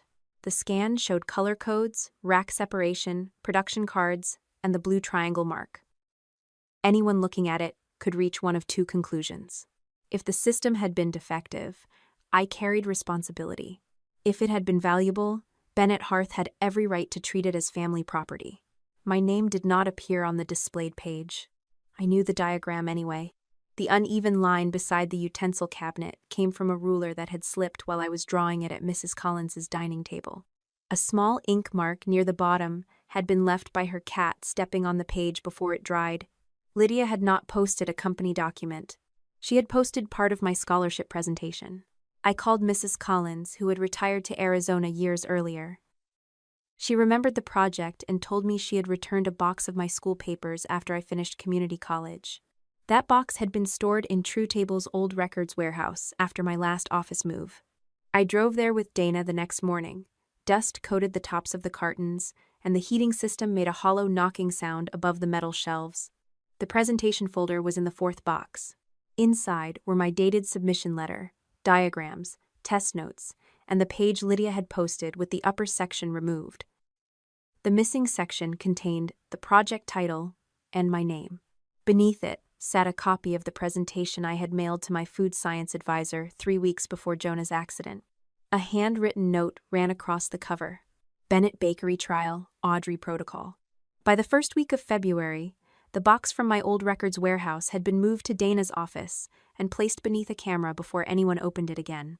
Mrs. Collins joined us by video from Arizona, wearing reading glasses on a chain and the same expression she had used when students arrived without homework. Professor Ruth Ellison, the food science advisor who had reviewed my scholarship project in 2005, sat beside Dana with a copy of her archived correspondence. Mrs. Collins identified the dining room table where I had drawn the diagrams. She remembered the black ink mark left by her cat and the envelope she had driven me to mail. Professor Ellison produced the letter she had received 3 weeks before Jonah's accident, along with handwritten comments dated in the college mailroom. "This was a student project when it reached me," Professor Ellison said. Audrey described a color-coded separation system, dedicated tools, production cards, cleaning intervals, and limits on reusing ingredients. She also wrote that her family bakery had agreed to test it. Dana asked whether that meant I owned every later procedure Bennett Hearth used. "No," Professor Ellison replied. "The bakery changed it, expanded it, and operated it for years. I can confirm when Audrey developed these ideas and what the early system contained. Ownership of every later version is a different question. That distinction mattered. I had proof that the system existed under my name before my family blamed me for ignoring it. I did not have a magic document giving me a factory, a brand, or every recipe sold under the Bennett name. Richard would have called that a weakness. I saw it as a boundary. The scholarship file could prove they had lied about who understood safety. It could also prove that the expensive parts of my system had been stripped away, while the visible parts were kept for customers to admire." Nora brought the next set of records 2 days later. She arrived at Dana's office carrying a grocery bag wrapped around an old training binder. The cover had warped, and flowers still clung inside the plastic sleeve near the spine. "I took this home when Richard told us to throw out old manuals after the factory opened," Nora said. "I thought he might decide the old bakery never had procedures at all." The first section had been typed on a home printer. Blue racks. Blue triangle cards. Dedicated utensils. A complete cleaning cycle after any product containing peanuts or tree nuts. No reworked filling moved into controlled batches. Across the top, someone had written Audrey Protocol. "That is Paul's handwriting," Nora said. He was a junior mixer back then. Several years later, the same pages had been copied into a polished manual titled Bennett Safe Table Program. My name disappeared. The blue bands and triangle labels remained, but the full cleaning instructions had been shortened. A later revision allowed reworked filling to move between products described as compatible. "Compatible according to what?" Dana asked. Nora shook her head. "Whatever production needed that week." The oldest manual told employees to discard filling when its prior equipment history could not be confirmed. The newer one told them to seek supervisor approval. That single change moved the final decision away from a written rule and into the hands of managers working under shipping deadlines. I turned another page and found a photograph of Lydia beside a blue-banded rack. Beneath it, the manual praised her for bringing modern safety practices to the family business. She had kept the color of my work and removed its cost. The worst part came from the videos. Rachel found years of Bennett Hearth interviews, local news clips, retailer presentations, and holiday cooking segments. We watched them inside a conference room with the blinds closed, though no one outside could have heard the sound. In one early interview, Lydia stood inside the original bakery and described the company's growth. "We had to rebuild trust after a member of our own family made a terrible mistake," she told the host. "I was young, but I promised myself we would never let one careless decision define us." The program cut to blue utensils and labeled racks. A later retailer video went further. "My sister developed a complicated system that failed under real kitchen pressure," Lydia said. "I simplified it, trained the team, and turned safety into part of our culture." She had been 14 when she moved the tray. By the time that video was recorded, she was 28, smiling beneath studio lights while a grocery executive praised her leadership. Another clip showed her accepting a regional business award. She thanked our parents for teaching her that trust had to be earned back one customer at a time. The audience applauded. No one asked whose name had been used to create the loss of trust in the first place. I watched Lydia build her public story from the ruins of mine. She had not simply remained silent while Richard and Elaine protected her.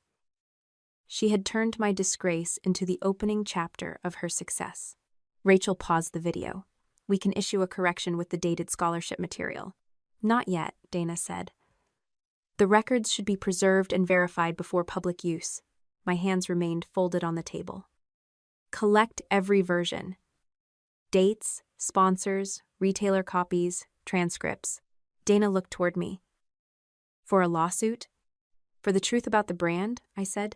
I'm not claiming every cookie recipe. I want a record of what they sold people. That afternoon, Owen's team delivered an export from Bennett Hearth's administrative accounts. The company's attorney had agreed to produce communications tied to sanitation, the recall, and the old safety program. Buried among scheduling messages was an email Elaine had sent to the human resources manager after the first retailer demanded a full insurance history. Please make sure the legacy training records align with the version already provided to the insurer. We do not need old drafts, creating confusion.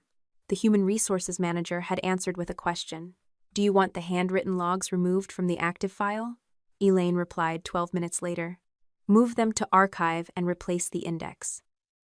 Keep only the approved version in the audit folder. Dana read the exchange twice. This does not prove she wrote every altered entry.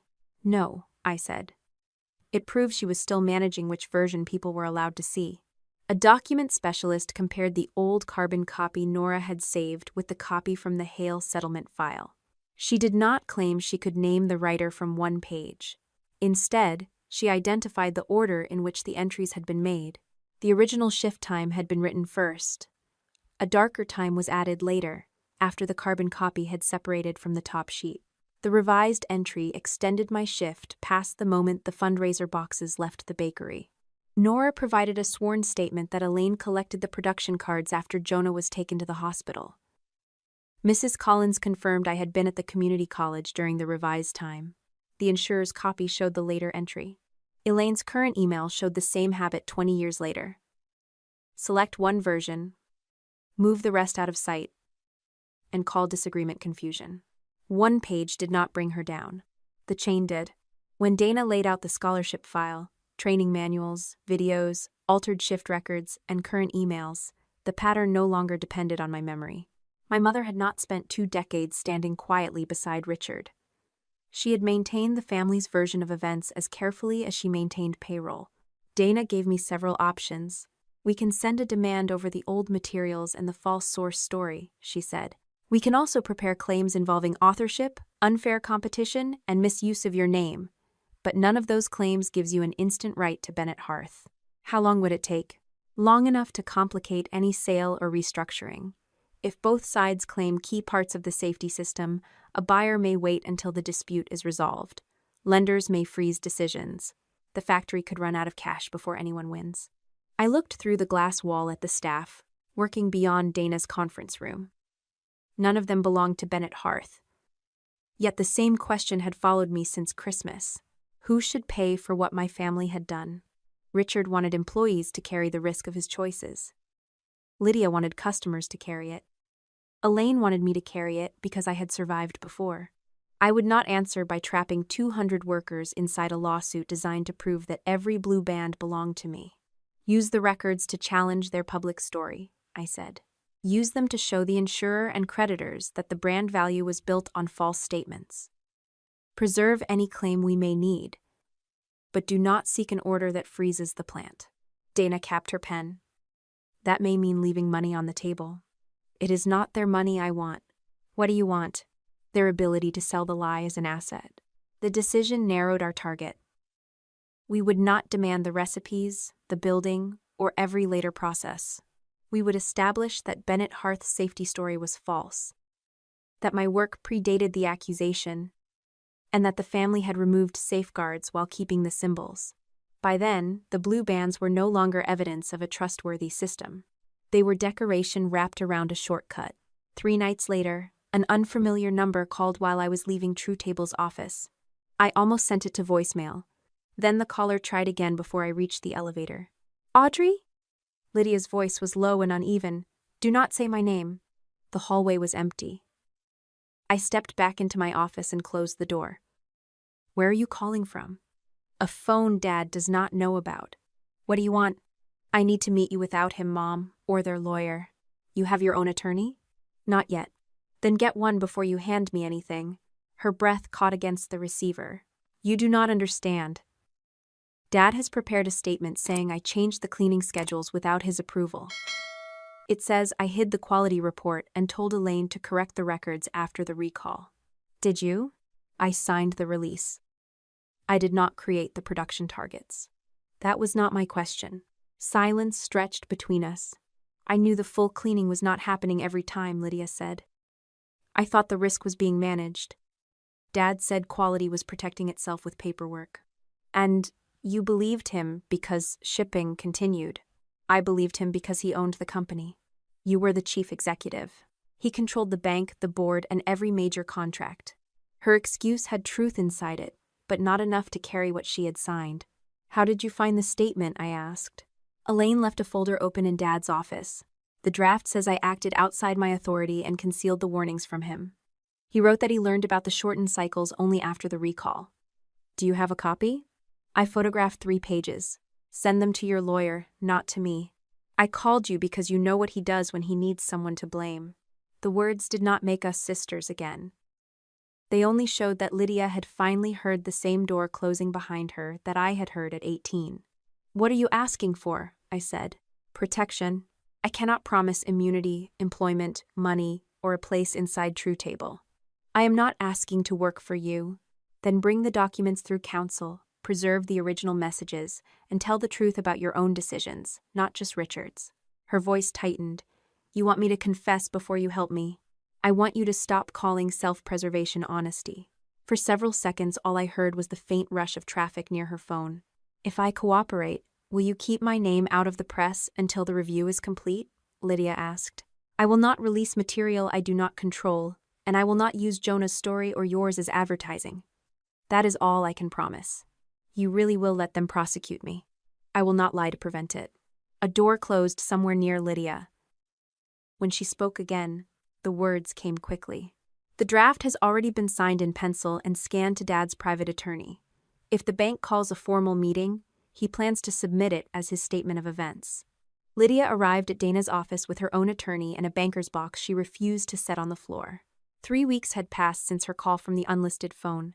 In that time, Dana had insisted that any meeting occur through counsel, that every document be copied without altering its original form, and that Lydia understand one point before she entered the room. Cooperation was not immunity. My sister sat across from me in a navy coat she did not remove. Her attorney, Evan Pike, placed a digital recorder in the center of the table after everyone consented. Dana opened a fresh legal pad, but left the first page blank. Lydia kept one hand on the box. I need to know what Audrey plans to do with this, she said. Dana answered before I could. Miss Bennett may provide relevant material to auditors, insurers, creditors, regulators, or law enforcement. She will not promise to conceal evidence. I am asking about her, Lydia said, not an agency. I will not use your documents in advertising, I said. I will not post them online. And I will not promise that you avoid consequences. Her mouth tightened. Then why would I help you? Because Richard has already decided you are the next person responsible for everything. She looked down at the cardboard lid. Evan spoke quietly. My client is prepared to provide material voluntarily, but she wants the record to reflect that she is cooperating before any formal demand. Dana can document when you produced it, I said. The rest depends on whether you tell the truth. Lydia lifted the lid. On top sat the 3 photographed pages from Richard's draft statement. Beneath them were printed emails, internal reports, handwritten notes from meetings, and a flash drive sealed inside a plastic evidence pouch prepared by Evan's office. Dana did not touch the drive. Where did the electronic files come from? My company account and a backup of messages Richard sent to my personal address, Lydia said. Evan's forensic vendor made the copy. We will still verify them against the company's server, Dana replied. I expected that. The draft statement carried Richard's corrections in pencil. In one margin, he had changed approved by senior management to implemented without ownership authorization. Another note instructed his private attorney to emphasize that Lydia controlled daily production. At the bottom of the last page, my father had written one sentence. If necessary, distinguish founder oversight from executive misconduct. Founder oversight meant Richard. Executive misconduct meant Lydia. He was going to call you careless, I said. The same way he called me careless. Lydia closed her eyes for a moment. I did not know about this statement until I found it. That was not what I asked. Her gaze returned to mine. I knew the cleaning cycles were being shortened, she said. I knew quality had not approved the process for every transition. And you signed the release forms. Yes. Did you believe the products were safe? I believed the risk was low. Based on testing? Based on what Dad told me and what production had done before. Dana's pen remained still. Evan shifted in his chair, but Lydia kept speaking. Richard said the warning was written to protect the quality department if anything went wrong.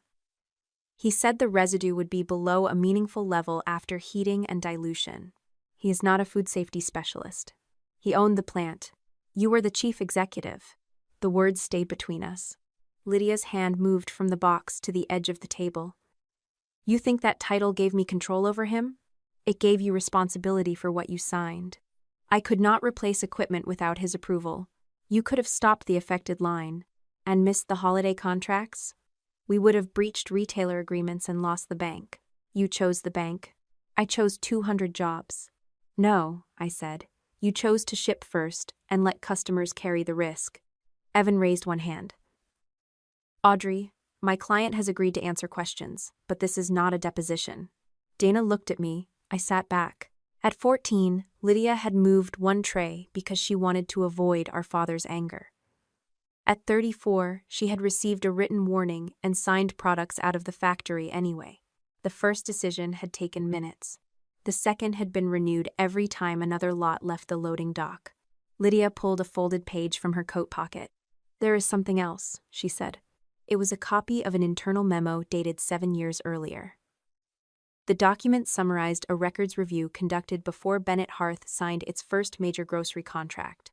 Lydia had found discrepancies between the old production logs and the version supplied to the insurer after Jonah's reaction. The memo included the original shift time. It placed me at the community college before the fundraiser order left the bakery. You knew, I said. Lydia did not look away. I found it during due diligence. 7 years ago. Yes. What did you do? I gave it to Mom. And she said the old records were unreliable. Dad said reopening the settlement could destroy the retail deal and expose the company to claims. So you put it back in the file. I had one memo. You already had a successful company by then. My fingers pressed against the arms of the chair. That was your reason? You had rebuilt your life, Lydia said. I thought changing the public story would only reopen everything. You continued telling reporters that my mistake forced you to rebuild trust. Her eyes dropped to the recorder. I should not have said those things. You said them because they made you valuable. Lydia's face tightened, but she did not deny it. The banker's box had become lighter. The room had not. After the meeting, Dana copied the paper records and arranged verification of the electronic material. Lydia left with Evan without asking to speak to me alone. I watched the elevator doors close, then returned to the conference room. She gave us enough to hurt all three of them, I said. She gave us enough to investigate. Dana replied. That is different. On the table remained an email chain between Richard, Lydia, and the private attorney who had drafted the Christmas agreement. Dana opened the contract beside it and began matching the language. The $5 million had never been a simple rescue investment. The first portion would satisfy the bank's demand for additional reserves. Without it, the lender could freeze Bennett Hearth's credit line. The second portion would fund recalls, retailer refunds, and payroll while the plant remained under review. That part explained the urgency. The rest explained why they needed me. True Table would acquire operational control of the affected facility and allow Bennett Hearth to display our safety seal during the transition. Retailers who no longer trusted Lydia might continue buying if my company stood behind the plant. Claims involving products sold after the transfer would be handled through the new operating structure. Bennett Hearth would remain exposed for its own conduct, but True Table could be forced to pay, defend, or settle many commercial disputes while the two companies argued over who caused what. Then came the legacy language.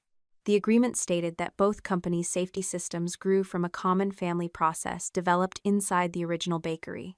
By signing, I would help Bennett Hearth argue that the old system had always involved me, that any weakness was inherited rather than concealed, and that the current failure came from a shared technical history. They cannot make me legally responsible for Lydia moving the tray, I said. No, Dana replied, but they can place your signature beside a statement that makes the past less clear. Insurers, retailers, and opposing lawyers would use it. The final clause required TrueTable to release claims involving pre-existing procedures, training materials, and methods used at Bennett Hearth. They keep everything they took, I said. They gain a contractual defense against you challenging it later. I turned to the email chain. Richard's private attorney had warned that the shared history language might alarm my counsel. Richard answered that family pressure should secure agreement before a full board review. Lydia had replied with a shorter message.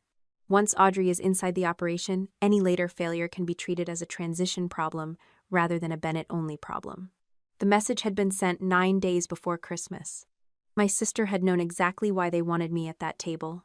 Another email discussed how retailer complaints should be routed after the proposed transfer. Richard wrote that TrueTable's involvement would create a reasonable basis to describe future issues as integration failures. Then, in a separate chain with his private attorney, he prepared the statement blaming Lydia in case I refused to sign, and the investigation continued. Dana arranged both documents beside each other. If you signed, she said, Richard planned to shift future pressure toward TrueTable and call the failures part of integration. And if I refused, he planned to say Lydia acted without his approval. 2 exits. Each one required a daughter to stand between Richard and the consequences of his decisions. For 20 years, I had believed he chose Lydia over me because she was the child he loved more. The draft statement removed that last excuse. My father did not protect daughters. He protected the Bennett name, and whoever could preserve it remained useful until the day she could not. The easiest response would have been to publish everything. Rachel could have assembled the emails, the old video clips, the sanitation results, and the altered records into one public statement. By evening, every reporter who had repeated Lydia's version would have had a new headline. Dana advised against it. The insurer is still reviewing coverage, she said. Creditors have not completed their analysis, and some employee witnesses remain inside the plant. Public release may cause records to disappear, frighten people into silence, or give Richard grounds to attack the review as a publicity campaign. He is already attacking me publicly. That does not mean you should copy his method. I looked through the conference room window toward the hallway. A young associate walked past, carrying 3 binders against her chest. Ordinary work continued while I sat with enough material to destroy the public image my family had built. Revenge offered speed. Accountability required patience. Richard and Elaine requested a meeting 2 days later. They refused Dana's office, so we met in a private room at Bennett Hearth with counsel present on both sides.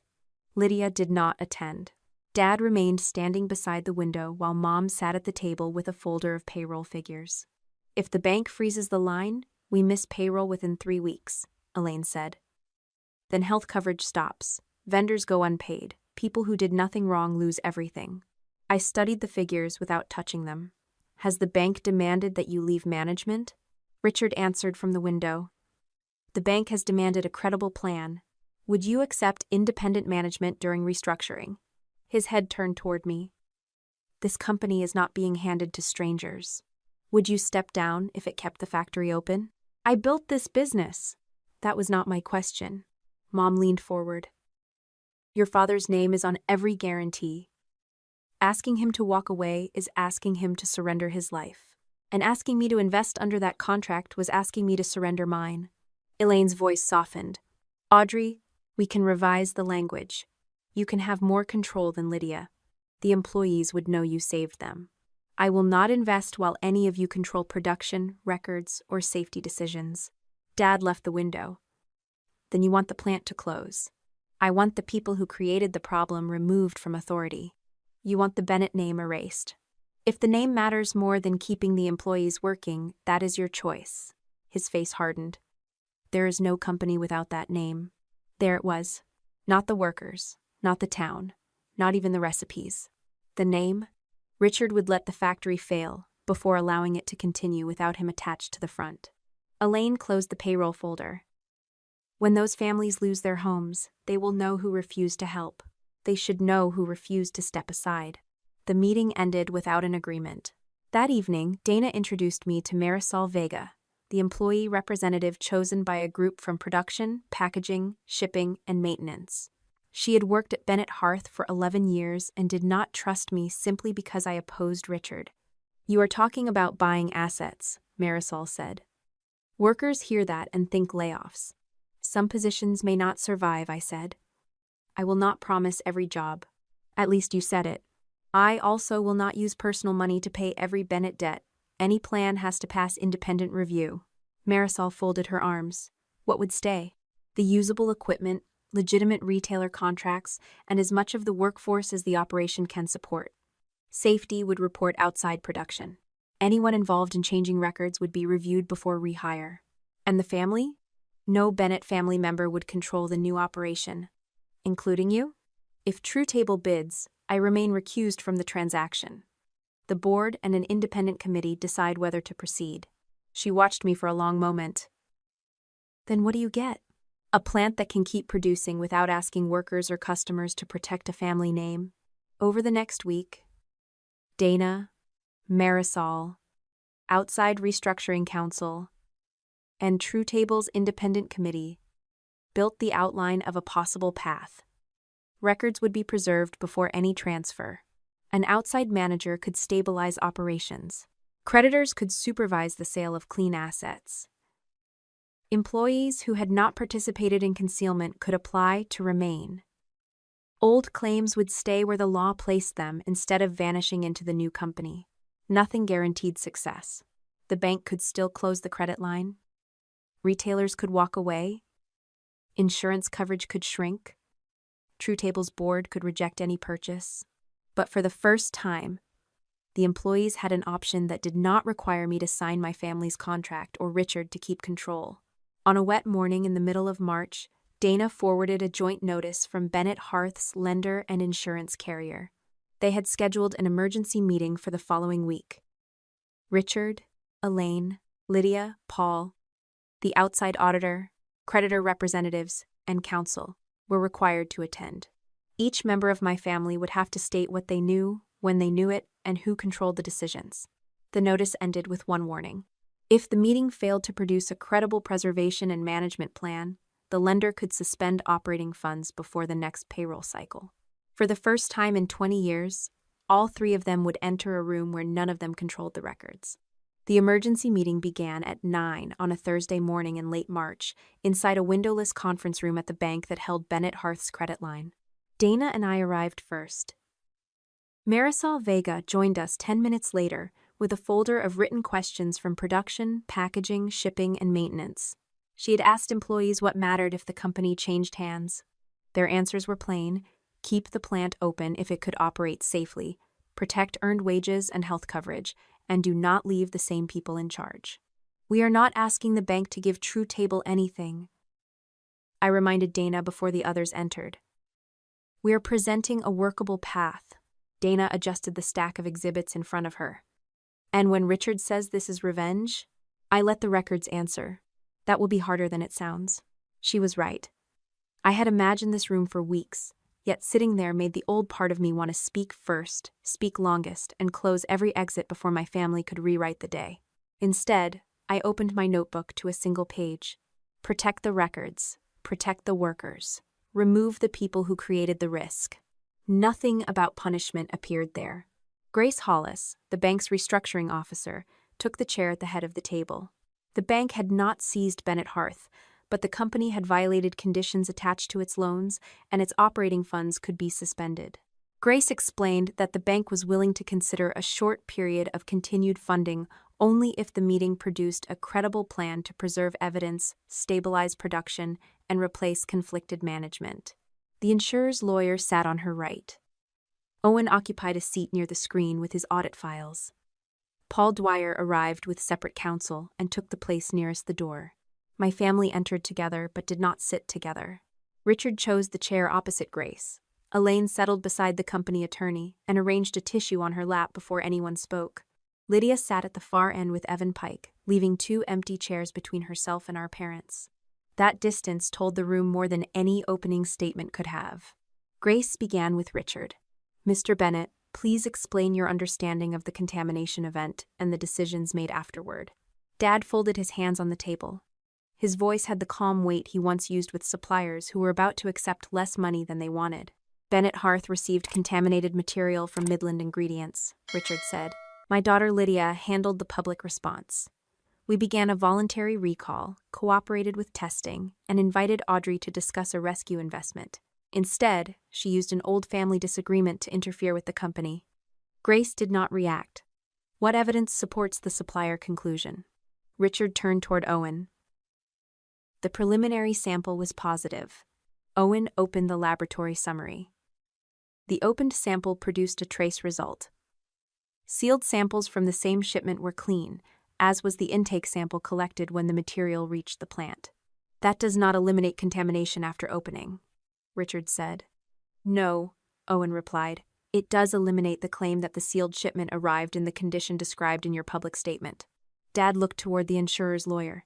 The supplier controlled the product until delivery. Your own records show the positive finished lots passed through kettle number 3, Owen said. Observed testing found peanut residue after the shortened wash procedure used during the holiday schedule. The full approved wash removed it. Richard's fingers pressed together. That procedure was not authorized by ownership. Dana placed the first email on the screen. Production cannot absorb another 90-minute shutdown between compatible runs. Use the abbreviated cycle where the product family allows it. Richard's name appeared above the message.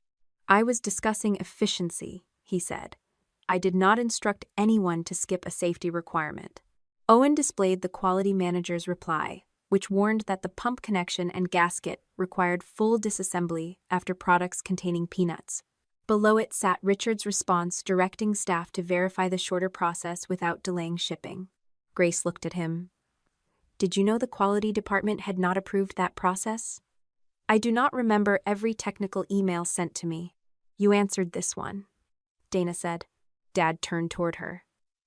My response relied on plant management to make the final decision.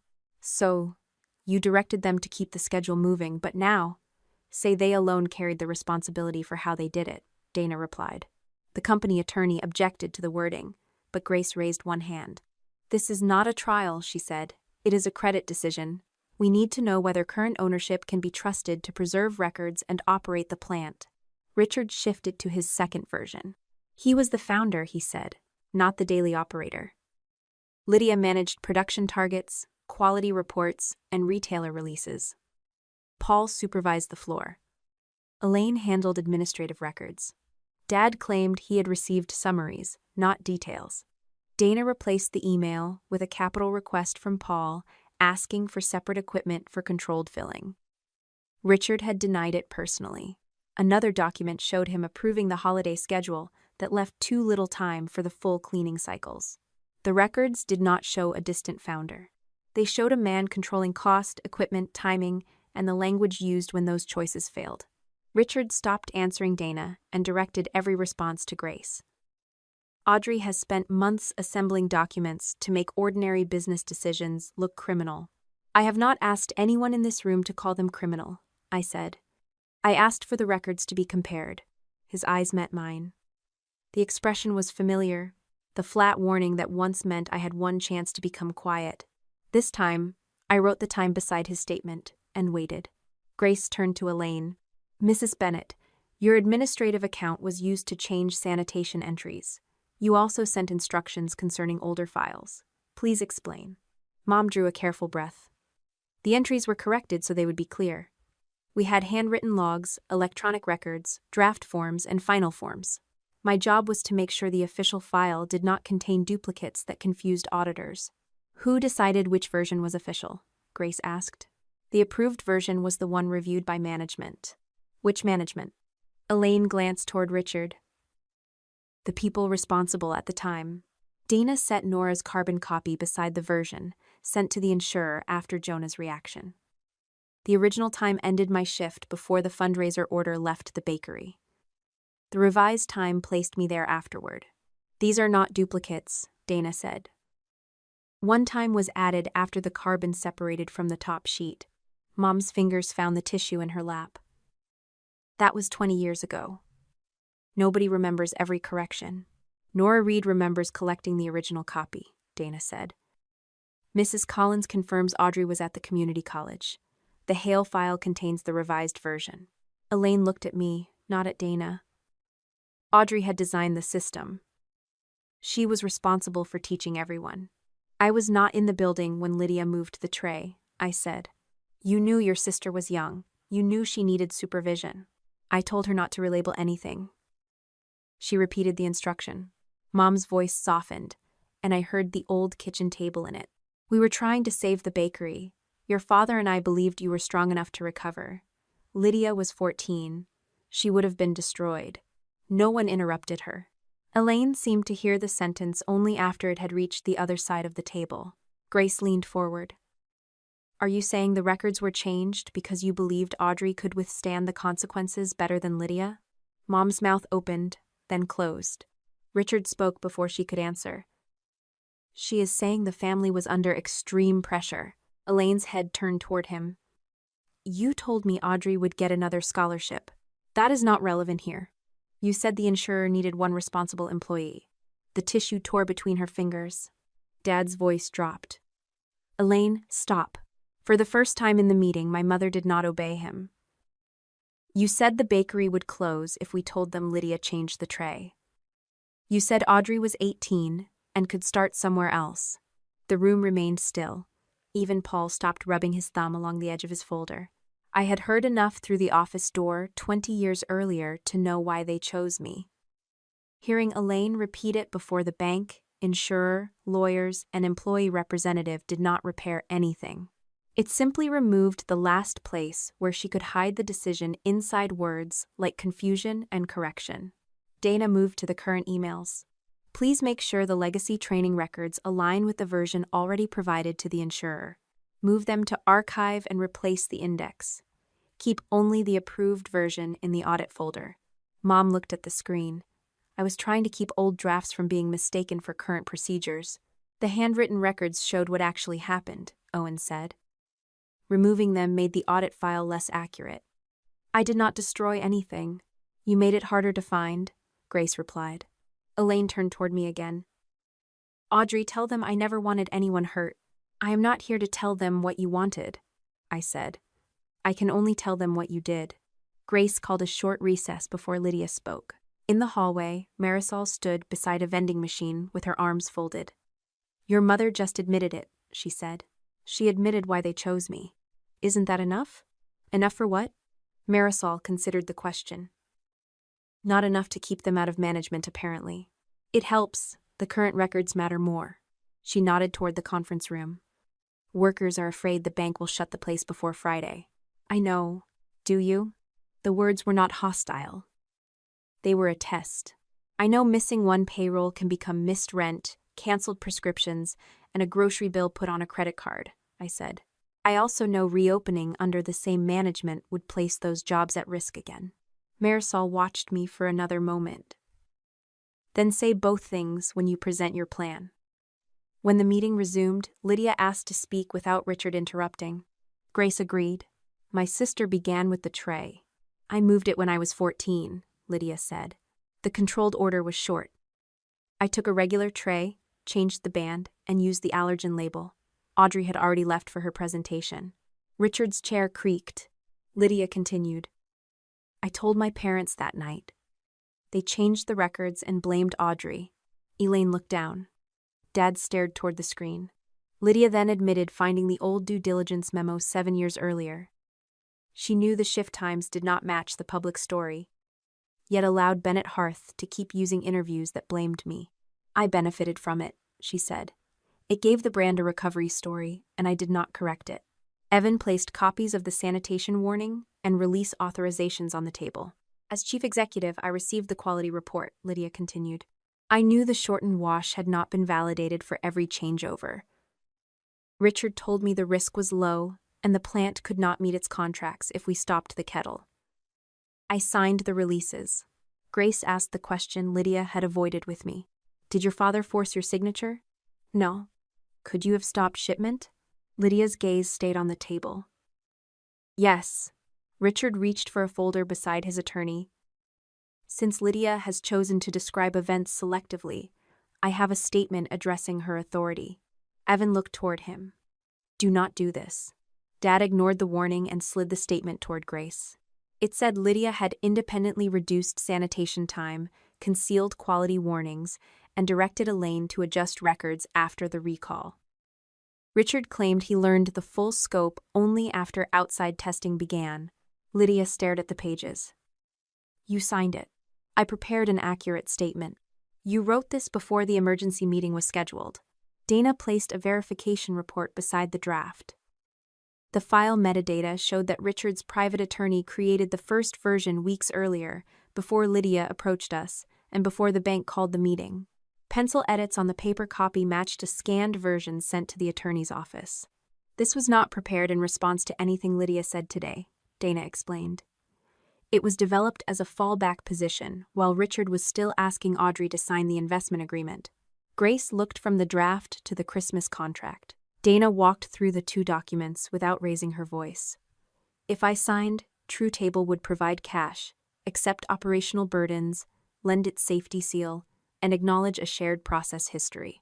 Richard could describe later failures as problems arising during integration. If I refused, and the review continued, the prepared statement shifted responsibility to Lydia. Richard had planned both routes before Christmas dinner. Lydia's chair moved back several inches. You were going to do to me what you did to her. Dad's expression did not change. You made decisions I did not approve. You approved the schedule. You denied the equipment. You told me the warning was paperwork. You were chief executive. And Audrey was 18, Lydia said. That did not stop you then. Elaine whispered Richard's name, but he did not look at her. The family image did not break with shouting. It ended in the silence after Lydia's sentence. When all three of them understood that the others had brought documents for self-defense, Grace called the final portion of the meeting. The bank will not continue funding under current control, she said.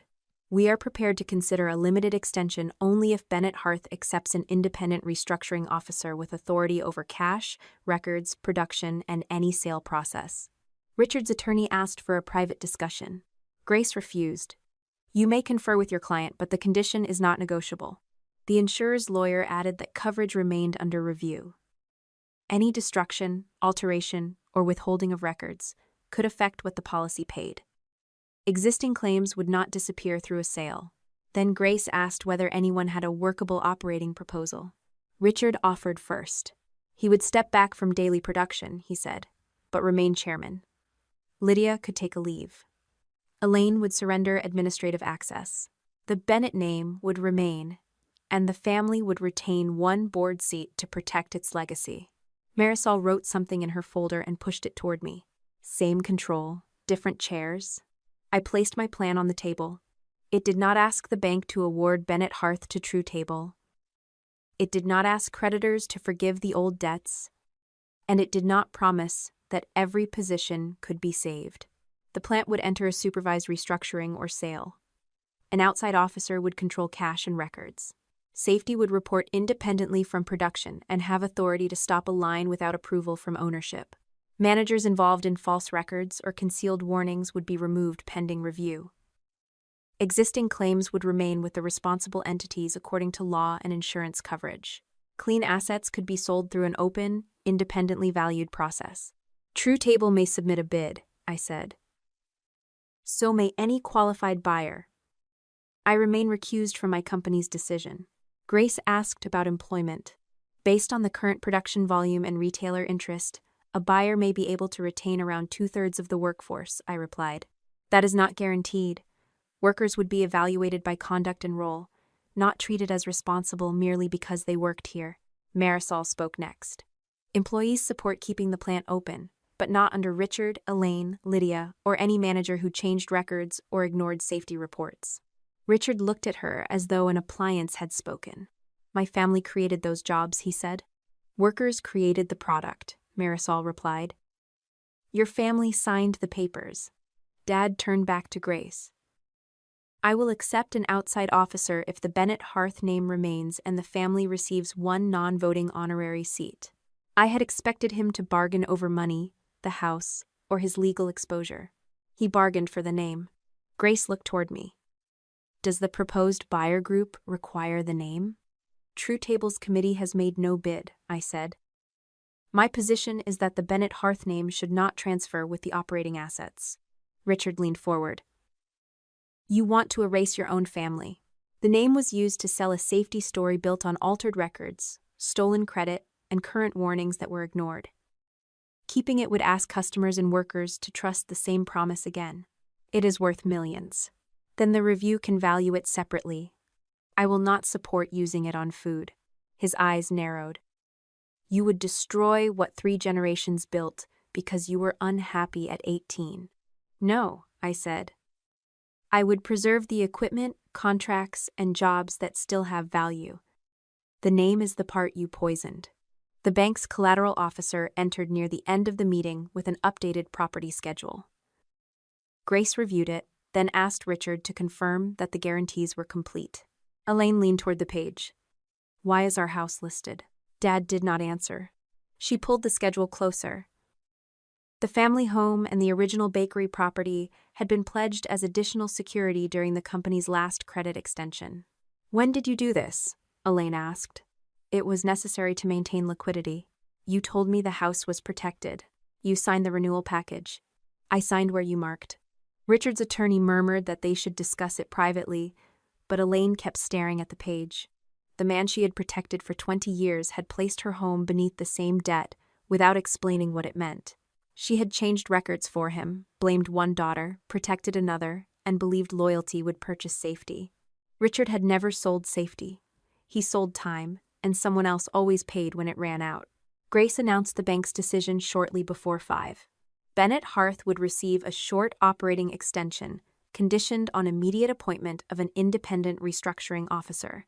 Richard, Elaine, and Lydia would surrender authority over cash, production records, personnel decisions, and negotiations with buyers. The officer would preserve the plant, assess payroll needs, and begin a supervised sale of usable assets. If the family refused, the bank would suspend funding and pursue its rights against the collateral. Richard asked for the night to consider. Grace gave him 1 hour. He signed before 6. By the time we stepped outside, rain had replaced the last dirty snow along the curb. Marisol stood beneath the bank awning and called the employee committee.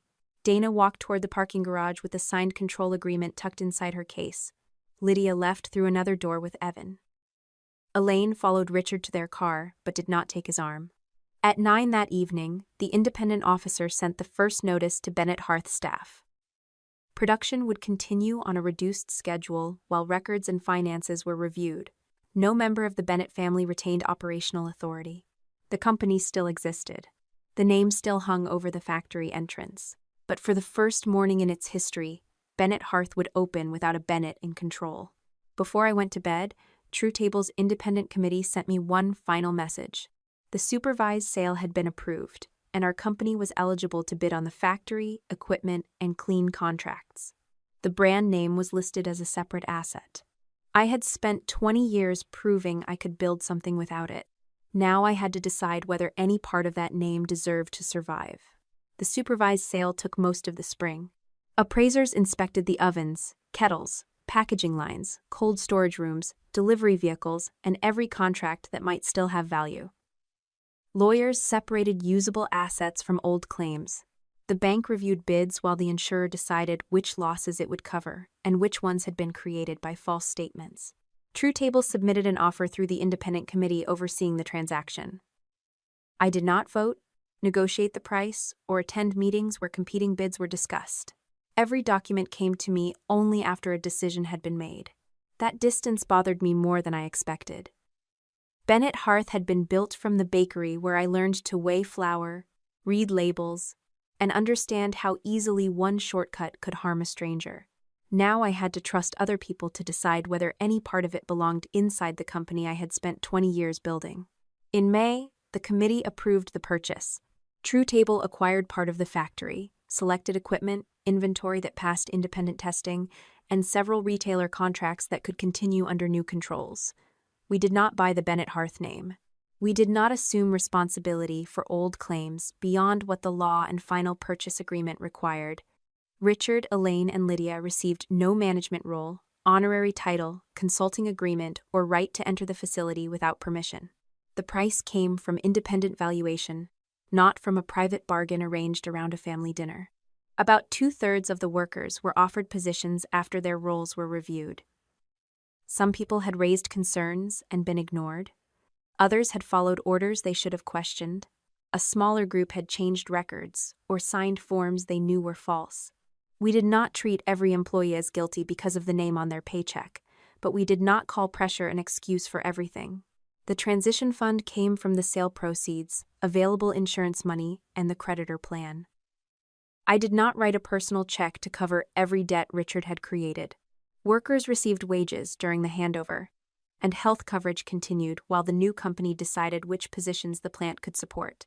On the first morning of retraining, I stood in front of a room filled with production workers, maintenance staff, supervisors, and quality employees. Some had known me as Richard Bennett's estranged daughter. Others knew me only from Lydia's television interviews. "I cannot promise that this place will never make another mistake," I told them. "No honest company can promise that. What I can promise is that safety staff will have the authority to stop a line, even when an order is late and even when the person demanding speed has a larger office." Marisol sat in the front row with her notebook open. "There will be no private version of a record and no approved version that replaces what actually happened," I continued. "If a process is not safe, the answer is not to adjust the paperwork until it looks safe." A man from packaging raised his hand. "What happens if stopping the line costs the company a major customer?" "Then management explains the delay to the customer," I said. "The worker who reports the problem does not carry that cost alone." The new safety director reported to an independent committee, not to production. Cleaning records were linked to equipment sensors and still required human verification. Reworked ingredients could not enter controlled products without documented approval, matching allergen categories, and a verified sanitation history. Kettle number 3 remained in the building, but its pump assembly was replaced and its use restricted. The old abbreviation that had allowed people to treat R3 as an ordinary routing code was removed. By early June, the factory was ready to reopen. The old Bennett Hearth sign came down on a windy Tuesday morning. The letters were larger than they appeared from the road. A crew worked from a lift while employees watched through the front windows. The first metal B came loose with a sharp mechanical whine, tilted forward, and disappeared behind the lift rail. Richard stood across the parking lot beside his attorney. He had been allowed to collect several personal items under supervision, but the restructuring officer would not let him enter the production areas. His suit hung more loosely than it had at the bank meeting. He watched the workers remove his name as though they were dismantling part of the building.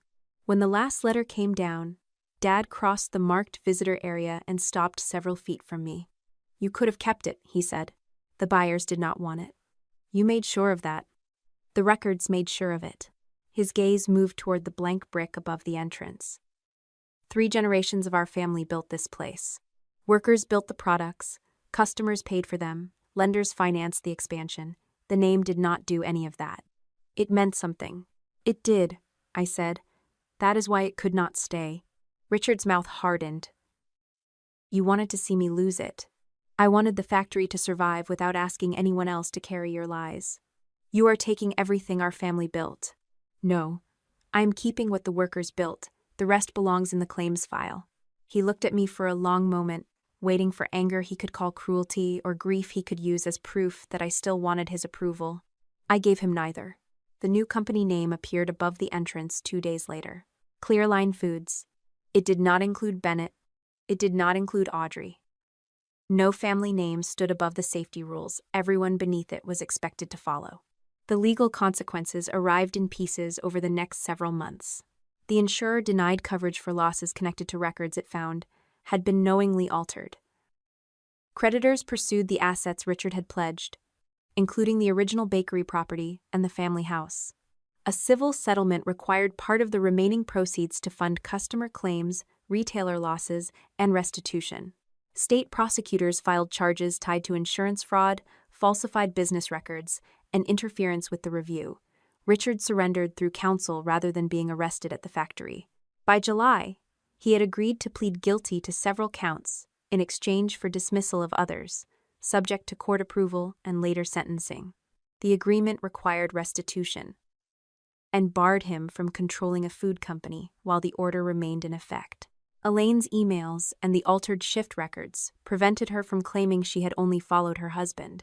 Her lawyers negotiated a separate resolution that included restitution, supervised probation, and a sworn correction of the statement blaming me for Jonah's reaction.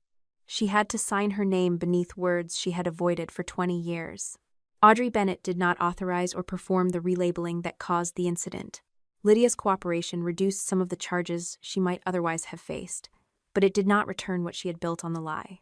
She surrendered bonuses linked to the false safety reports, lost every advertising agreement tied to Bennett Hearth, and accepted a multi-year restriction on holding management responsibility for food safety or quality control. No one hired her as the face of a family brand after that. The insurer added a supplemental determination to the old claim file. The Hale settlement was not erased, and Jonah's suffering was not rewritten as a misunderstanding. The new record stated that the original incident report contained altered work times and that I had not changed the label on the tray he ate from. The local newspaper published a correction based on the insurance findings, sworn statements, and civil records. Rachel did not pitch the story, and TrueTable did not place advertisements beside it. The correction was 6 paragraphs long. I printed one copy and placed it in a drawer. For years, I had imagined that seeing the truth in print would feel like getting my old life back. It did not. The scholarship remained lost. Mrs. Collins's sewing room had still been my home. Jonah had still spent years afraid of food he could not verify. The correction gave me something smaller and more useful. My family could no longer point to an official file and call their version the truth. Jonah did not speak to reporters. He kept the promise he had made in Dana's conference room and told the investigators everything, including the fact that I had known the old bakery sometimes ignored its own rules. After Clearline's new sign went up, he sent me one message. I saw the new name. You were right not to keep theirs. I read it twice before answering. This time, the rules belonged to everyone. Elaine called near the end of June. The house was being sold, and she had moved into a furnished apartment while her lawyer reviewed what money would remain after the secured debts. She asked whether she could visit me at Christmas. Then she asked whether she could stay for a few weeks until she found something permanent. I sent her contact information for a housing counselor, a financial advisor, and an attorney who did not represent Richard. I did not give her my address. You have room, she said over the phone. This is not about room. I am still your mother. And I am still the daughter you chose because you thought I could survive being sacrificed. Elaine began to cry quietly. I waited without filling the silence for her. Will you ever forgive me? She asked. I do not know, I said. But forgiveness would not make living together safe. Lydia contacted me through Evan a week later. She offered to advise Clearline on retailer relationships and brand strategy. According to her proposal, no one understood Bennett Hearth's customers better than she did. I declined. Knowing how to sell trust was not the same as deserving authority over it. By July, 6 months had passed since the Christmas dinner. That was when I stood inside Clearline's training room and watched a young quality technician attach a blue silicone band to an approved rack. The original rack from the old bakery stood behind glass near the entrance. Its metal had dulled, and the first blue band had faded almost gray. We kept it there without the Bennett logo, and without my name printed beneath it. The technician pointed toward the display. Why keep something from the old company after everything that happened? I ran one finger along the edge of the glass. Because the rule was never the problem, I said. Safety begins the moment someone refuses to call a lie a family secret. When your family asks you to carry the consequences of choices you did not make, you must pause before calling that sacrifice love. Read every document, protect your name, and never let guilt rush you into signing away your money or future. You can care about workers without rescuing the people who harmed them. You can forgive without restoring access, trust, or authority. Most importantly, admit your own mistakes, correct them, and let independent facts guide your step. A wise decision does not protect everyone from consequences. It puts responsibility back where it belongs and stops the harm from repeating.